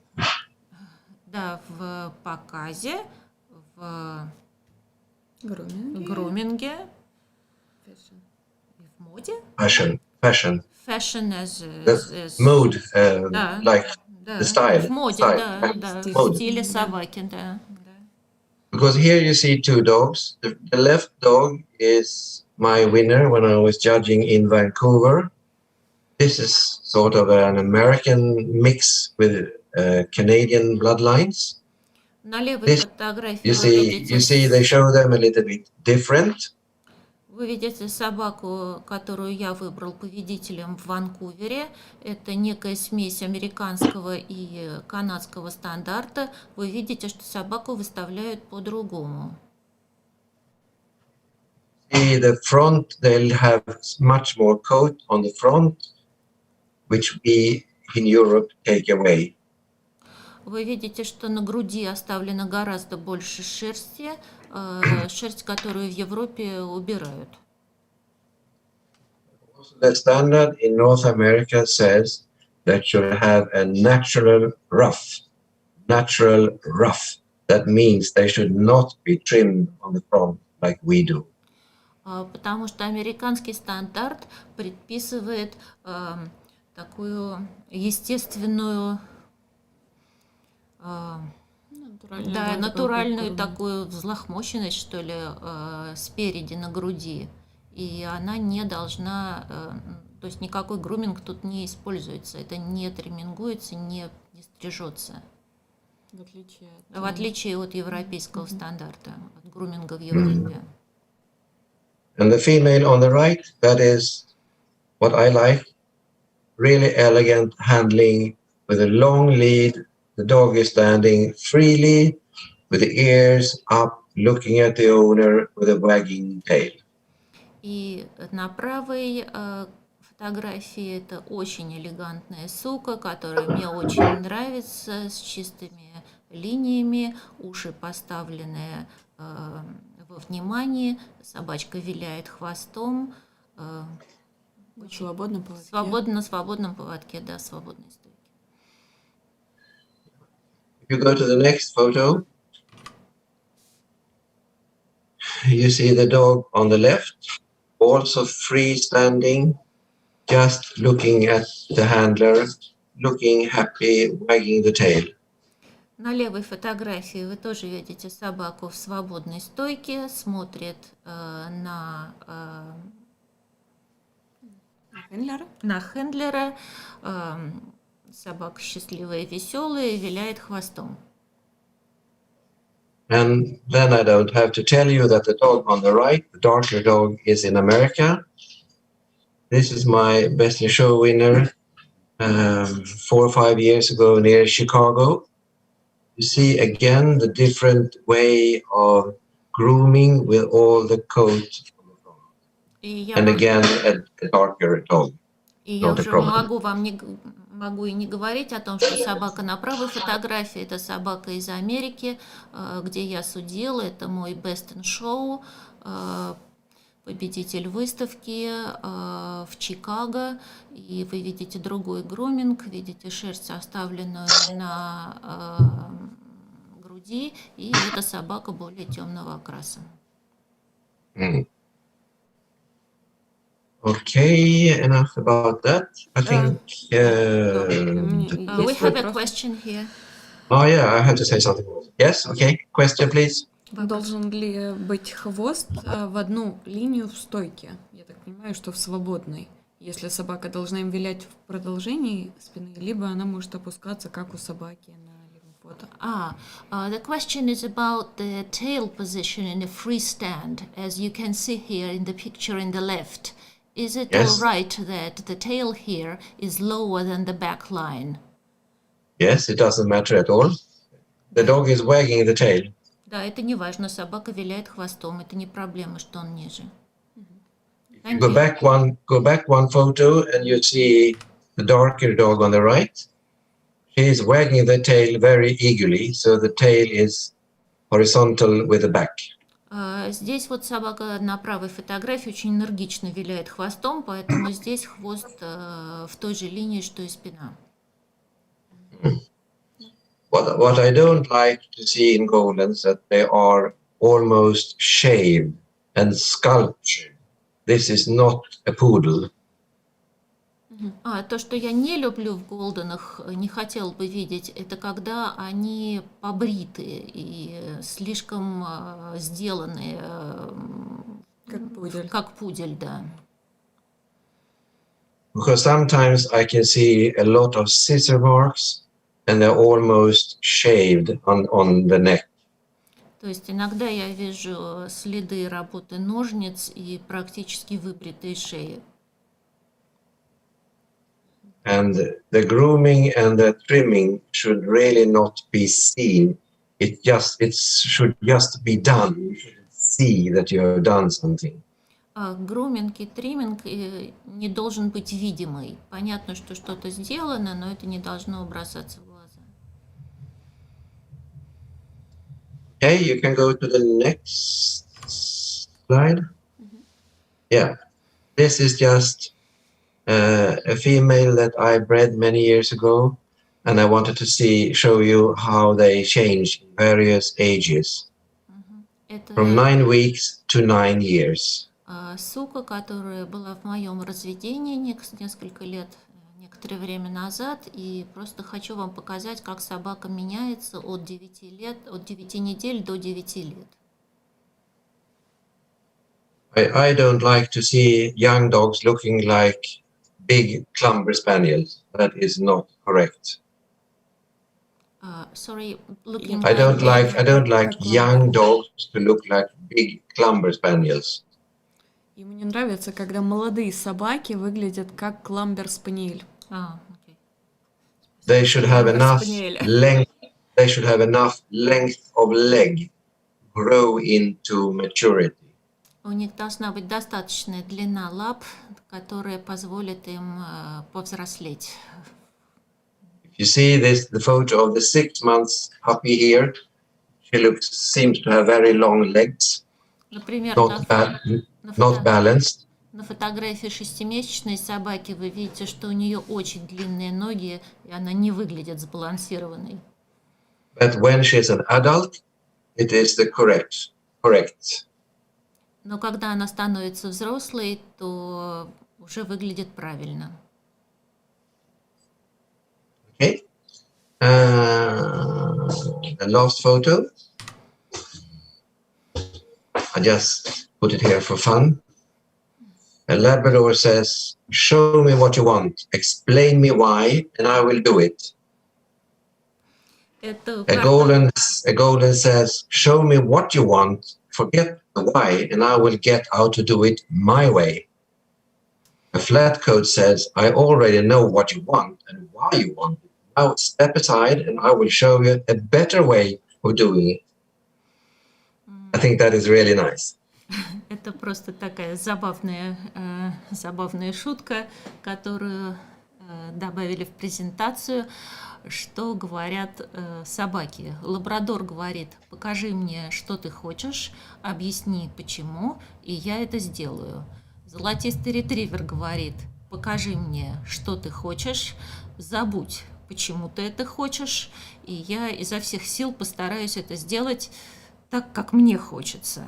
Что говорит прямошерстный ретривер? Я уже знаю, что ты хочешь и почему ты это хочешь. Теперь отойди, пожалуйста, в сторонку, и я тебе покажу, как лучше это сделать. Мне кажется, это очень Интересно. Забавно. Забавно. Yeah, okay. And the very last. Совсем последний. Yeah. So that was the PowerPoint presentation I had. So if you have any further questions or what you want from me, just let me know. Это была презентация PowerPoint, которую я для вас приготовил. Если у вас есть вопросы или еще хотите от меня какую-то информацию получить, пожалуйста. Сейчас мы вернем все на экраны нам.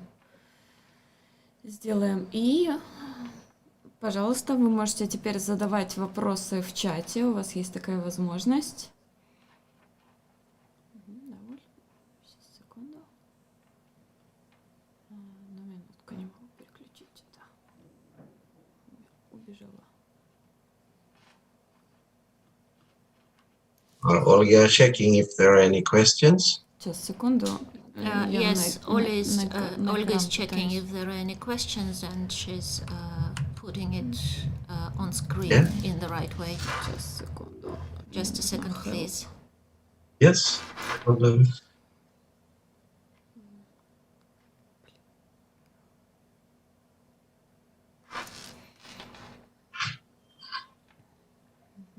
Сейчас мы проверим вопросы. All right, we're just Дадим. checking the questions. Yes.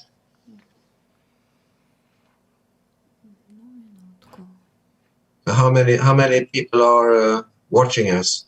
You know that? Сколько нас смотрят, мы Да, знаем. больше сотни людей нас сейчас. More than 100 people are watching us right now. Да, и очень Okay. многие будут Okay. смотреть нас. Nice. Очень хорошо. Помоги мне, пожалуйста, зумом. Здрасте. Ну, пока там вопросы зачитайте. Мгм. Так, пока у нас вопросы. Чем, по вашему мнению, отличается экспертиза породника от экспертизы allrounder? Mhm. In your opinion, what's the difference between the expertise of a breeder's expert versus the expertise of an all-round breed expert? Okay. I think that a breed specialist, a judge that breeds Oldens or any breed, knows the breed extremely well, knows all the finer points, all the good points, and what you have to look out for. Я считаю, что эксперт-породник лучше знает тонкие моменты какие-то в породе, моменты более важные, на что нужно обратить внимание обязательно. Okay, and on an all-rounder, the all-rounder looks for the whole picture, the balance, and not for minor points. А all-rounder больше смотрит общую картину, а не какие-то мелкие моменты. For me, it's very important to have both breed specialists and all-rounders. It is a good mix. Because sometimes we can have an all-rounder that we think is really good coming to judge our breed and say after the judging, something has gone wrong. They are too small or you have forgotten the good heads. Для меня очень важно, когда представлен микс экспертов, и allраундеров, и породников. Потому что иногда бывает такое, что судит allраундер, и после судейства мы смотрим и говорим, что что-то пошло не так. Или собаки слишком маленькие, или головы неправильные. I remember a few years ago we had a very well-known all-rounder judging our breed, and he was not happy at all. Afterwards, he told the exhibitors that all your dogs are too small. You have to remember the correct size. Я помню случай, когда несколько лет назад хорошо известный allраундер судил нашу породу, и после судейства он высказал свое недовольство. Он сказал, что ваши собаки все слишком мелкие, вы должны лучше знать стандарт. and that was nothing. That was something we didn't think of. But when the all-rounder told us, we really thought, yes, that is correct. We have to do something about the size. Это был такой момент, на который мы не обращали внимания, но после того, как all-rounder нам на это указал, мы сказали, да, это правильно, мы должны на это обратить внимание. Yes. Thank you. So we need both. Поэтому нам нужны и те, и другие. Как вы оцениваете положение головы Голдена в движении? Какое положение головы считаете более правильным? How do you judge the position of the head while in movement? What's the right position of the head when the dog moves? They should not look like a bearded collie, because this is a different type of dog. A gun dog should move with the head a bit up, not like an Afghan and not like a bearded collie. You saw the photos before I showed you with the dogs moving. Вы видели на фотографиях, я вам показывала, золотистый ретривер – это подружейная собака, и голова в движении не должна быть похожа на движение бородатого колли, либо на движение афгана. Знаете, просто сейчас, поскольку у нас время карантина, когда мы закрыты, варимся, вот так скажем, сами в себе, у нас проблемы, и бородатый колли имеет очень высокую голову в движении, поэтому сейчас такое сравнение было очень резко отличающееся от того, что у нас в России творится. That's really interesting because right now during the pandemic's time, even the bearded collies, when they move in the ring, they held their head quite up. So this your comparison wasn't quite right for Russia at this moment. No, well, bearded collie, border collie, and those breeds, they should not run with the head up like an Afghan. Но вообще бородатый колли и колли, бордер колли, они не должны бежать в ринге с высоко поднятой головой. Да, у нас я сейчас работаю с этой породой и встречаю эту проблему. The thing is that Olga is working with a bearded collie now, and this is a problem they come across sometimes. Yeah, they're too happy. Yeah, but a golden or any of the retriever breeds, they should move with the head a bit up, proud and happy, and being just lovely. Золотистый ретривер, так же, как и другие ретриверы, должен двигаться с высоко поднятой головой, голову он несет гордо и выглядит счастливым и, в общем, очень симпатичным, милым, красивым. Вы сказали, что не любите оценивать молодых собак, правда, я этого, если честно, не услышала, может быть, что-то не так поняли. По опыту, в каком возрасте собака формируется полностью? You said you don't like to judge young dogs, but perhaps there's some misunderstanding. I don't think you said that you don't like to judge young dogs. But by what age do you think the dog becomes mature?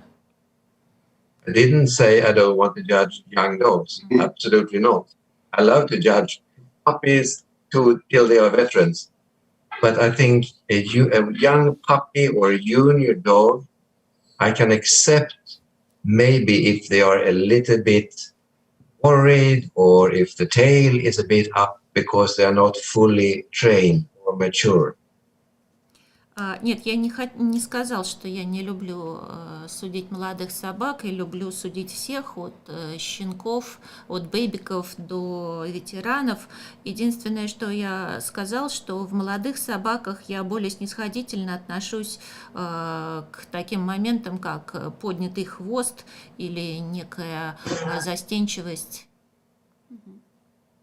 I think that answered the question. And you also said to me, you asked me, when they are mature. Yes.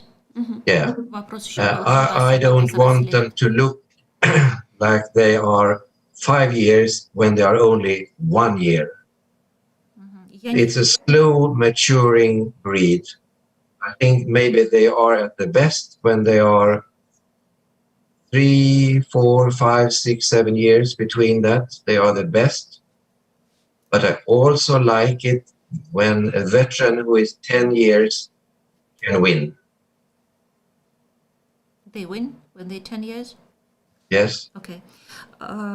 Я не хочу видеть годовалую собаку, которая бы выглядела как пятилетняя собака.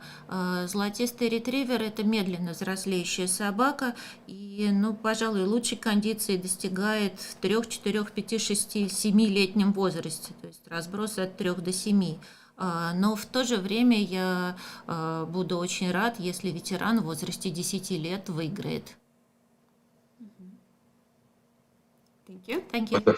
Was that correct? That's answered your question? Это ответила на вопрос? Да, Yes. мне кажется, да. Okay, good. Think so. Thank you. Так, если рост кобеля слишком высок, и несмотря на его гармоничность, ему снижают оценку, стоит ли его активно использовать в разведении? If we have a sire who is too tall, but is balanced on the overall,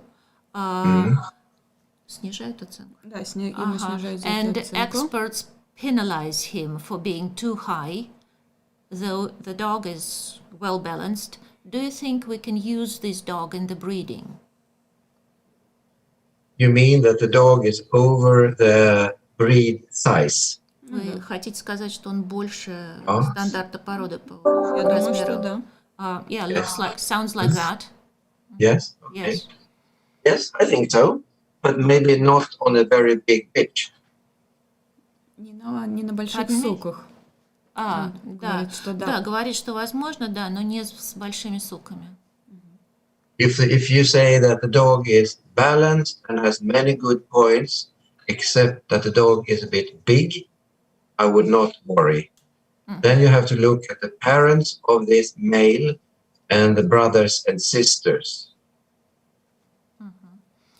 Если вы говорите, что у вас хорошо сбалансированный кобель, у которого много прекрасных качеств, но он крупный, я бы не волновался, но смотрел бы на родителей этого кобеля, а также на его братьев и сестер. If you use a big dog on a small female, it does not work. You don't get the middle part. You will get either big or small.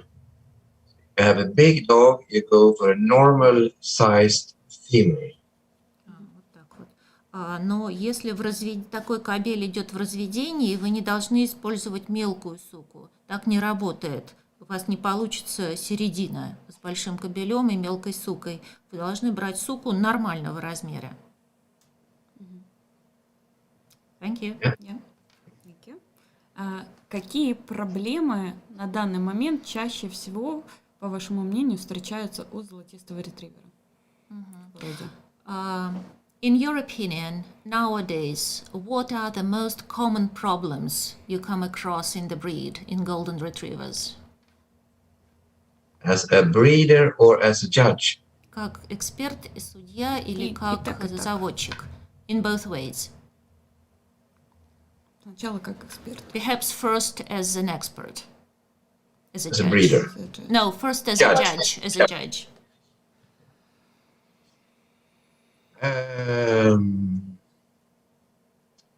Well, I think it must be the fronts. I am seeing fronts that do not have straight front legs. Like I said before, east-west. That is something we all have to think about when breeding and judging. Я думаю, что прежде всего это фронт. Все чаще встречается разметка, а не прямые передние лапы. И на это мы должны обращать внимание и как эксперты, и как заводчики тоже. Sometimes, a few years ago, I felt the dogs were a bit small and a bit overangulated in the rear. Несколько лет назад я считал, что появились собаки достаточно мелкие и со слишком ярко выраженными углами задних конечностей.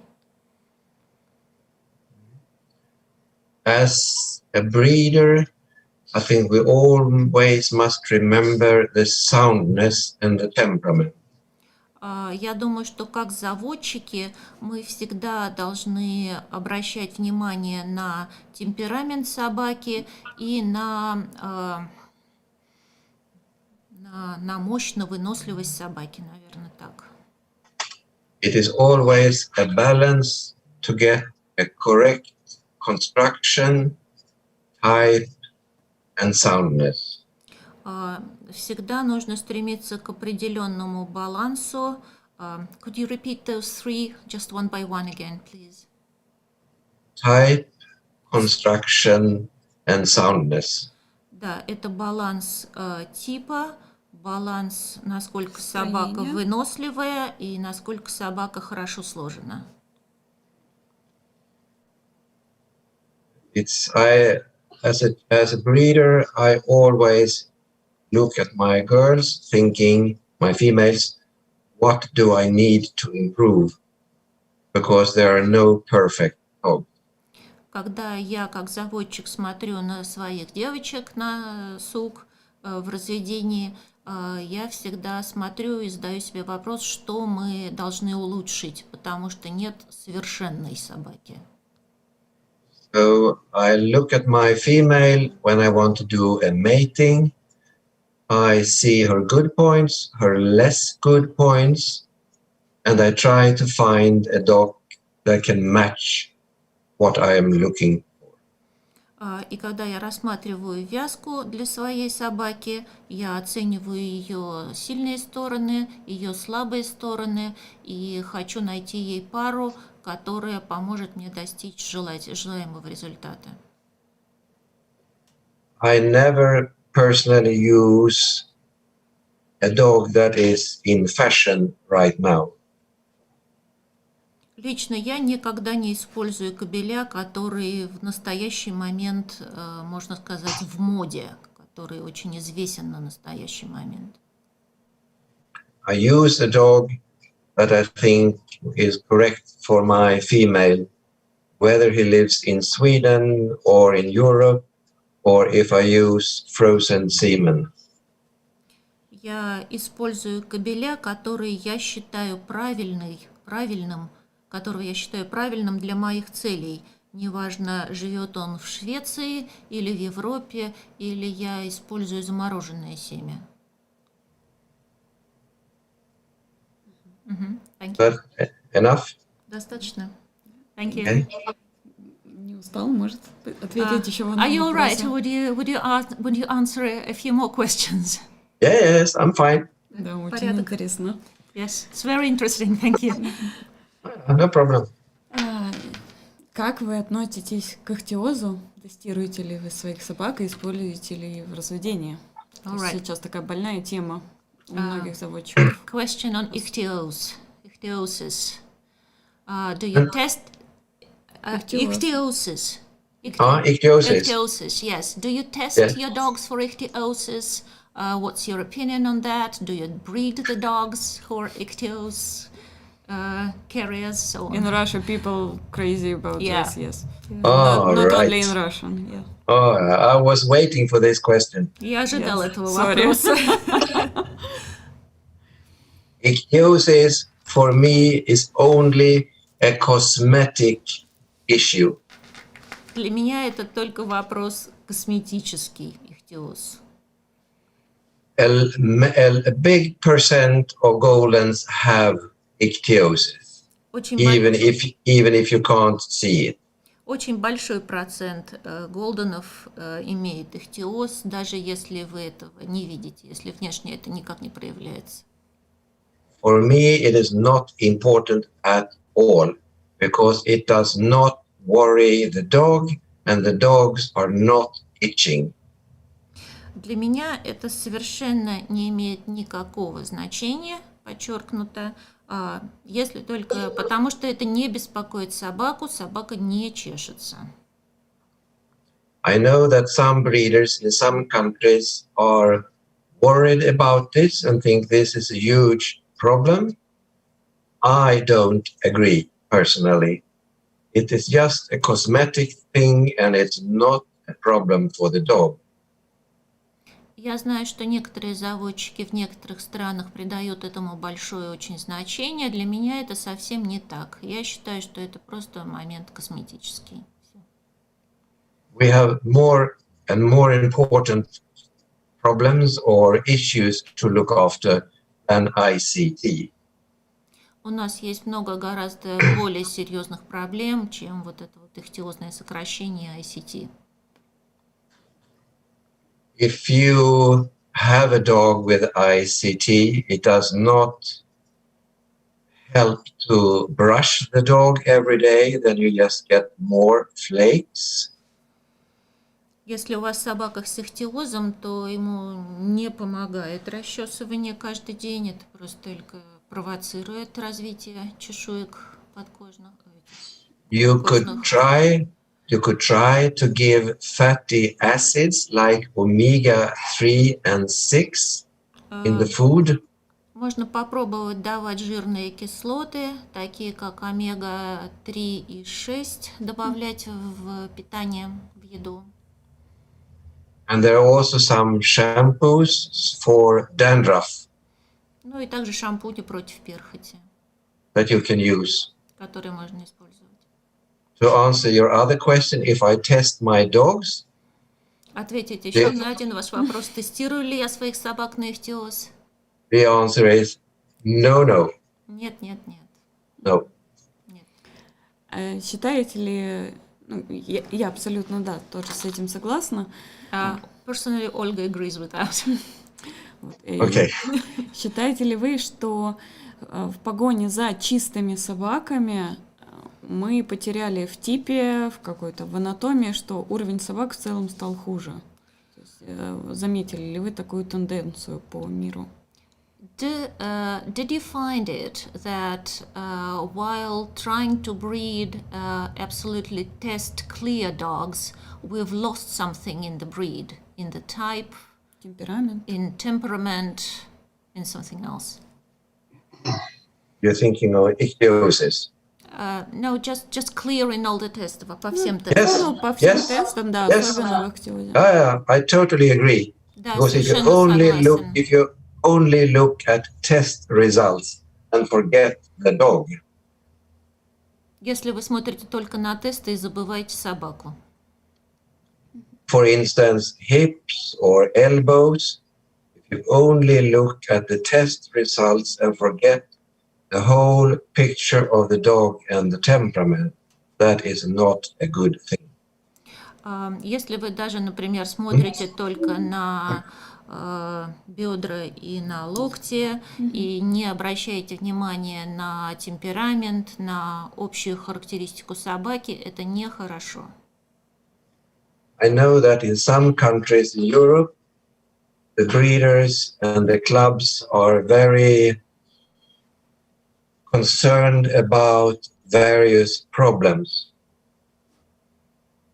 Я знаю, что в Европе, в некоторых клубах заводчики, владельцы сосредоточены на каких-то проблемах. And they maybe forget the type, the quality, and the temperament. И они забывают о других характеристиках, таких как тип, темперамент, type, temperament and Quality. и качество собаки. For me, a dog does never exist of only results from an X-ray. Для меня собака не существует как результат рентгена только. Does it answer your question? Это ответил на ваш вопрос? Да. Thank you. Еще Okay. немножко. Just a few more. Yeah, no problem. Какие питомники и какие страны, возможно, не называя конкретных, если не хочется, в настоящий момент имеют наиболее правильный, с вашей точки зрения, тип Голдена? Потому что я помню, когда Хенрик приезжал 10 лет назад, он говорил, что в России и в Испании собаки сейчас самые сильные. Как, по его мнению, изменилось? Olga is asking your opinion on where in Europe, in which countries or which kennels, or just countries if you don't want to mention kennels in particular, you find the best dogs being bred. Because as she, Лучший тип. yeah, best type, best quality, so on. Because as she could remember it, when you visited Russia about 10 years ago, you mentioned then, at that time, you mentioned that you found best dogs in Russia and Spain. How has the situation changed since then? What do you think? Good question, and I remember. Хороший вопрос. I remember the first time in Moscow, I don't know if it is 15 or 20 years maybe, I was not very impressed. Я помню первый свой приезд в Москву, это было 15 или 20 лет назад, может быть. В то время я не был очень впечатлен, не настолько мне понравилось. Then I have been back a few times. I think St. Petersburg is the last time, and I was extremely impressed. Потом я еще несколько раз приезжал. Последний раз, по-моему, был в Санкт-Петербурге, и тогда я уже был чрезвычайно впечатлен, насколько все стало хорошо. The same goes for Spain. The first time I judged there must be perhaps 25 years ago. I was not very impressed at all. То же самое могу сказать про Испанию. Первый раз я там судил примерно 25 лет назад, и мне совсем не понравилось. But the same comments like for Russia, the Spanish breeders have done a fantastic job, and now the quality is really, really good. Но могу сказать то же самое, что про Россию, что заводчики в Испании проделали фантастическую работу, и сейчас они представляют собак очень и очень высокого качества. But how the situation is now in 2021, I have no idea, because I haven't been either to Spain or to Russia for the last, I don't know, 5 years maybe, I don't know. Но сейчас совсем не могу сказать. Вот на момент 2021 года не могу сказать, прокомментировать ни ситуацию в России, ни ситуацию в Испании, потому что, не знаю, 5 лет назад я уже нигде, примерно в течение 5 последних лет я нигде не был. If you go back to the 70s, the Netherlands were probably the strongest country in Europe. Если говорить про 70-е годы, в то время, пожалуй, Голландия была самой сильной страной в Европе с этой точки зрения. Then in the 80s, I would say that Scandinavia was getting better and better quality. В 80-е годы в Скандинавии качество собак становилось все лучше и лучше. And of course, the big boom for golden retrievers was in the late 70s and 80s, and then in some countries in the 90s. Ну, это, конечно, был бум золотистых ретриверов в 70-х, 80-х, а в некоторых странах и в 90-е годы. In recent years, I've been very impressed by some countries in East Europe. В последние годы мне очень понравились собаки в странах Восточной Европы, в некоторых странах Восточной Европы. And in the Latin countries, I think both Italy, Spain, and Portugal have beautiful dogs. И Испания и Portugal, you said, was the last one. Yes. И если говорить про старую Европу, то это Италия, Испания и Португалия. But I must say that I feel there are excellent breeders in many, many countries these days. Но я должен сказать, что есть прекрасные заводчики в очень-очень многих странах в настоящее время. Since the 70s, it's always been a little bit of competition between Sweden and Norway. С начала 70-х годов все время происходила определенная конкуренция между Швецией и Норвегией.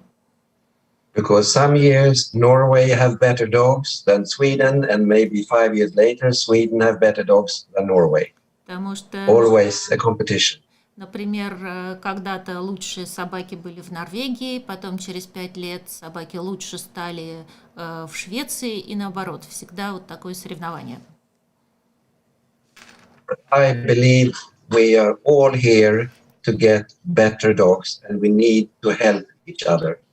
Я считаю, что это наша общая задача разводить, создавать собак, которые были бы все лучше и лучше, и это наша совместная задача. Мы должны помогать друг другу. And I think it's important to go to other countries, to go to the big shows, to look at dogs, and to go to England. И я считаю, что очень важно посещать другие страны, смотреть большие шоу, ездить на большие выставки, и очень важно посещать выставки в Великобритании, в Англии. If you never go abroad and see other dogs, you can't broaden your horizon. Если вы никогда не ездите на большие выставки в другие страны, то у вас кругозор сокращается, да? Ваше видение сужается. Yeah. Thank you. Thank you. Okay. The last question. All right, the last question. Про груминг. Насколько сильный должен быть груминг? Да, Хенрик уже сказал, что не должен выглядеть как пудель. Но, однако, вот у нас есть комментарий в чате, который говорит, что не слишком ли сильно были подстрижены там некоторые собаки. Хотя все собаки это были, насколько я поняла, собаки Хенрика, да. Насколько сильно должен быть выражен груминг, там, шея, уши. The question is about grooming. You touched upon that already, and you said that it shouldn't be over-groomed. Shouldn't the dog, a golden retriever, shouldn't look like a poodle. But some people, some viewers remarked on the pictures you showed. We are not sure whether the pictures you showed were, well, at least the European dogs were the dogs that you bred or not, but some people comment on them being overgroomed. Is that so? Or... Опять-таки, Yes. в России Yes. тоже очень короткий груминг. Yeah, Мы in встречаем. Russia as well, we tend to groom our dogs real well, perhaps overgroom them. So just, could you please comment Yes. on that? I can agree that maybe some of the dogs on the photos are a bit overgroomed. I Да. can agree on that. Да, я готов согласиться с тем, что на фотографиях были собаки, у которых было слишком много груминга. But you want the dog to look clean and nice with a proper outline, but I don't want them to be shaved. Да, мы хотим, чтобы собака выглядела чистой, выглядела красивой, с красивым силуэтом, но не хочу, чтобы они были бритыми. So it's you have to do it in the sort of middle of the road, not too much and not too little. То есть нужно найти какой-то срединный путь, не слишком много и не слишком мало. Sometimes I have put in my critique that the dogs are overgroomed or shaved.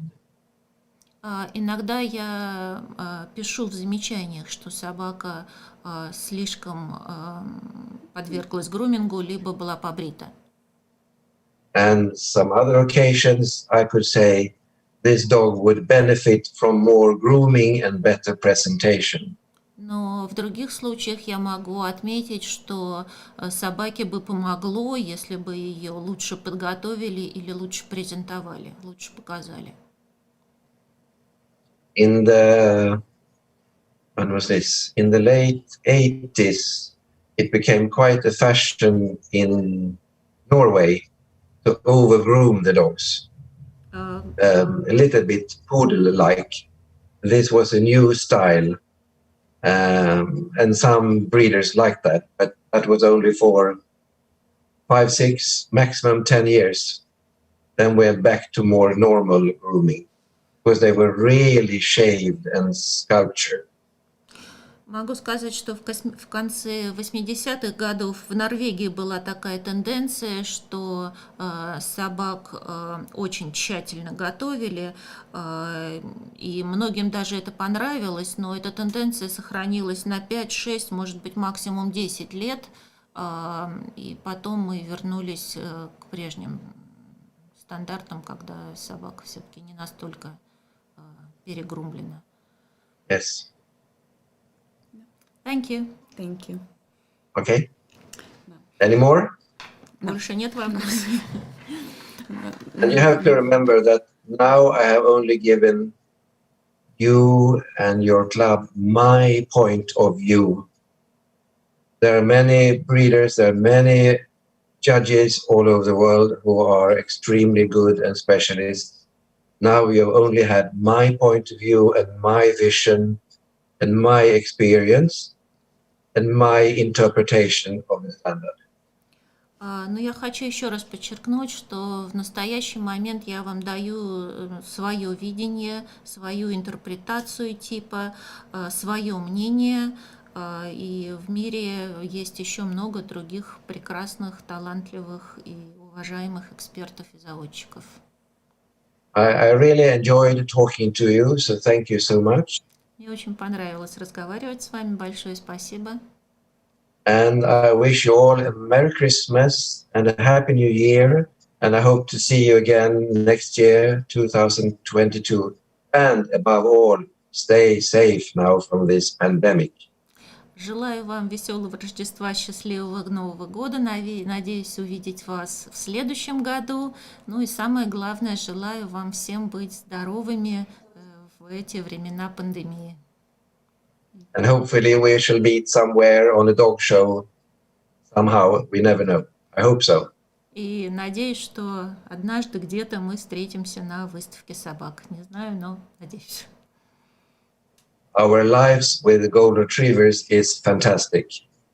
Наша жизнь с золотистыми ретриверами – это фантастика.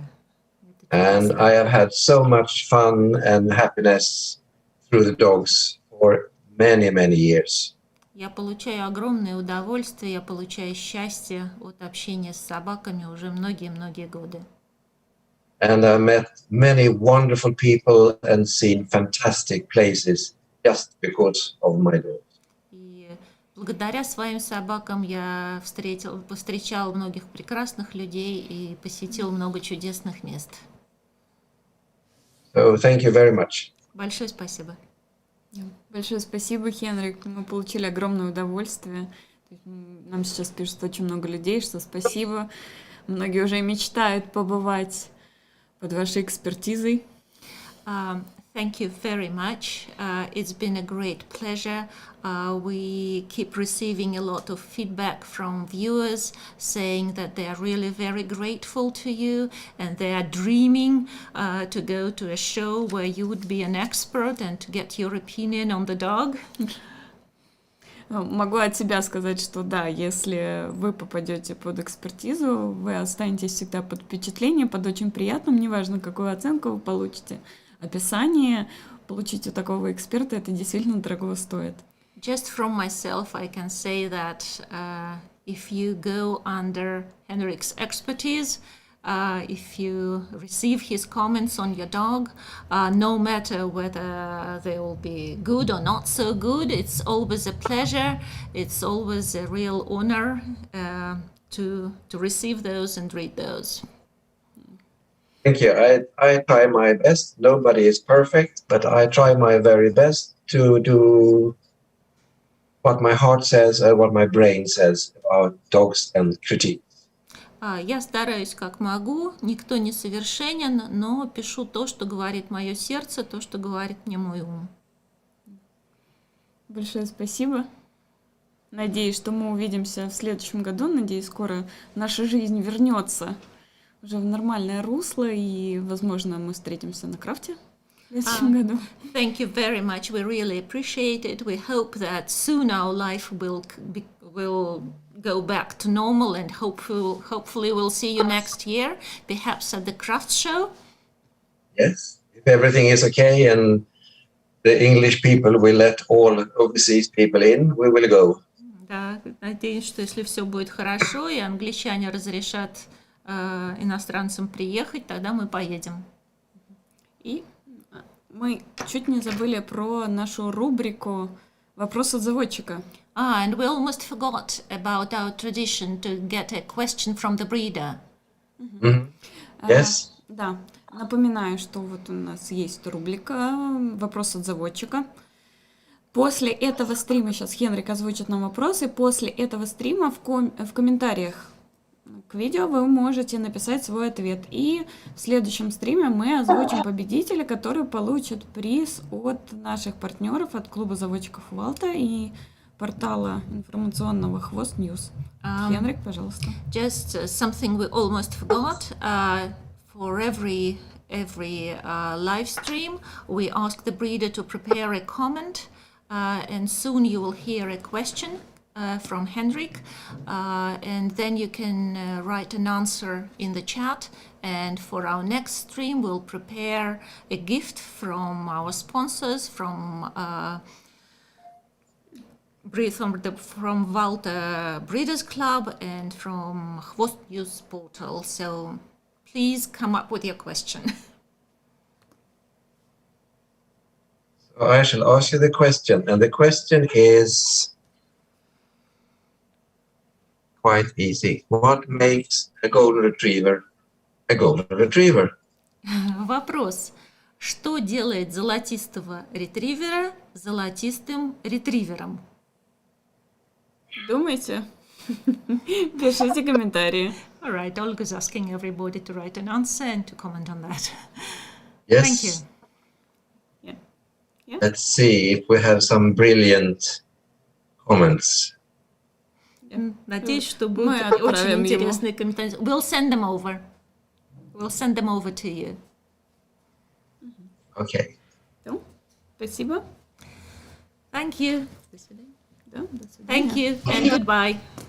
Bye. Okay. Thanks a lot, girls, and have a nice evening. Thank Have a you. nice Evening to you. Merry Christmas. Happy New Year.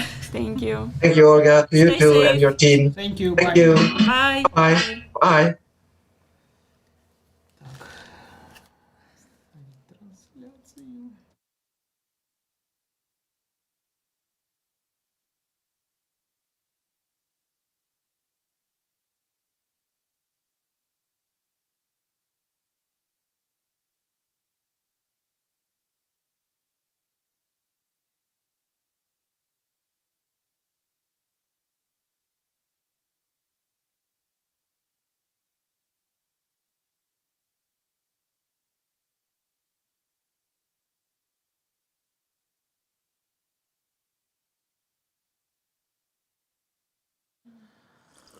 Так, кто еще в эфире? Всем спасибо за активность. Оля тут сидит уже почти плачет.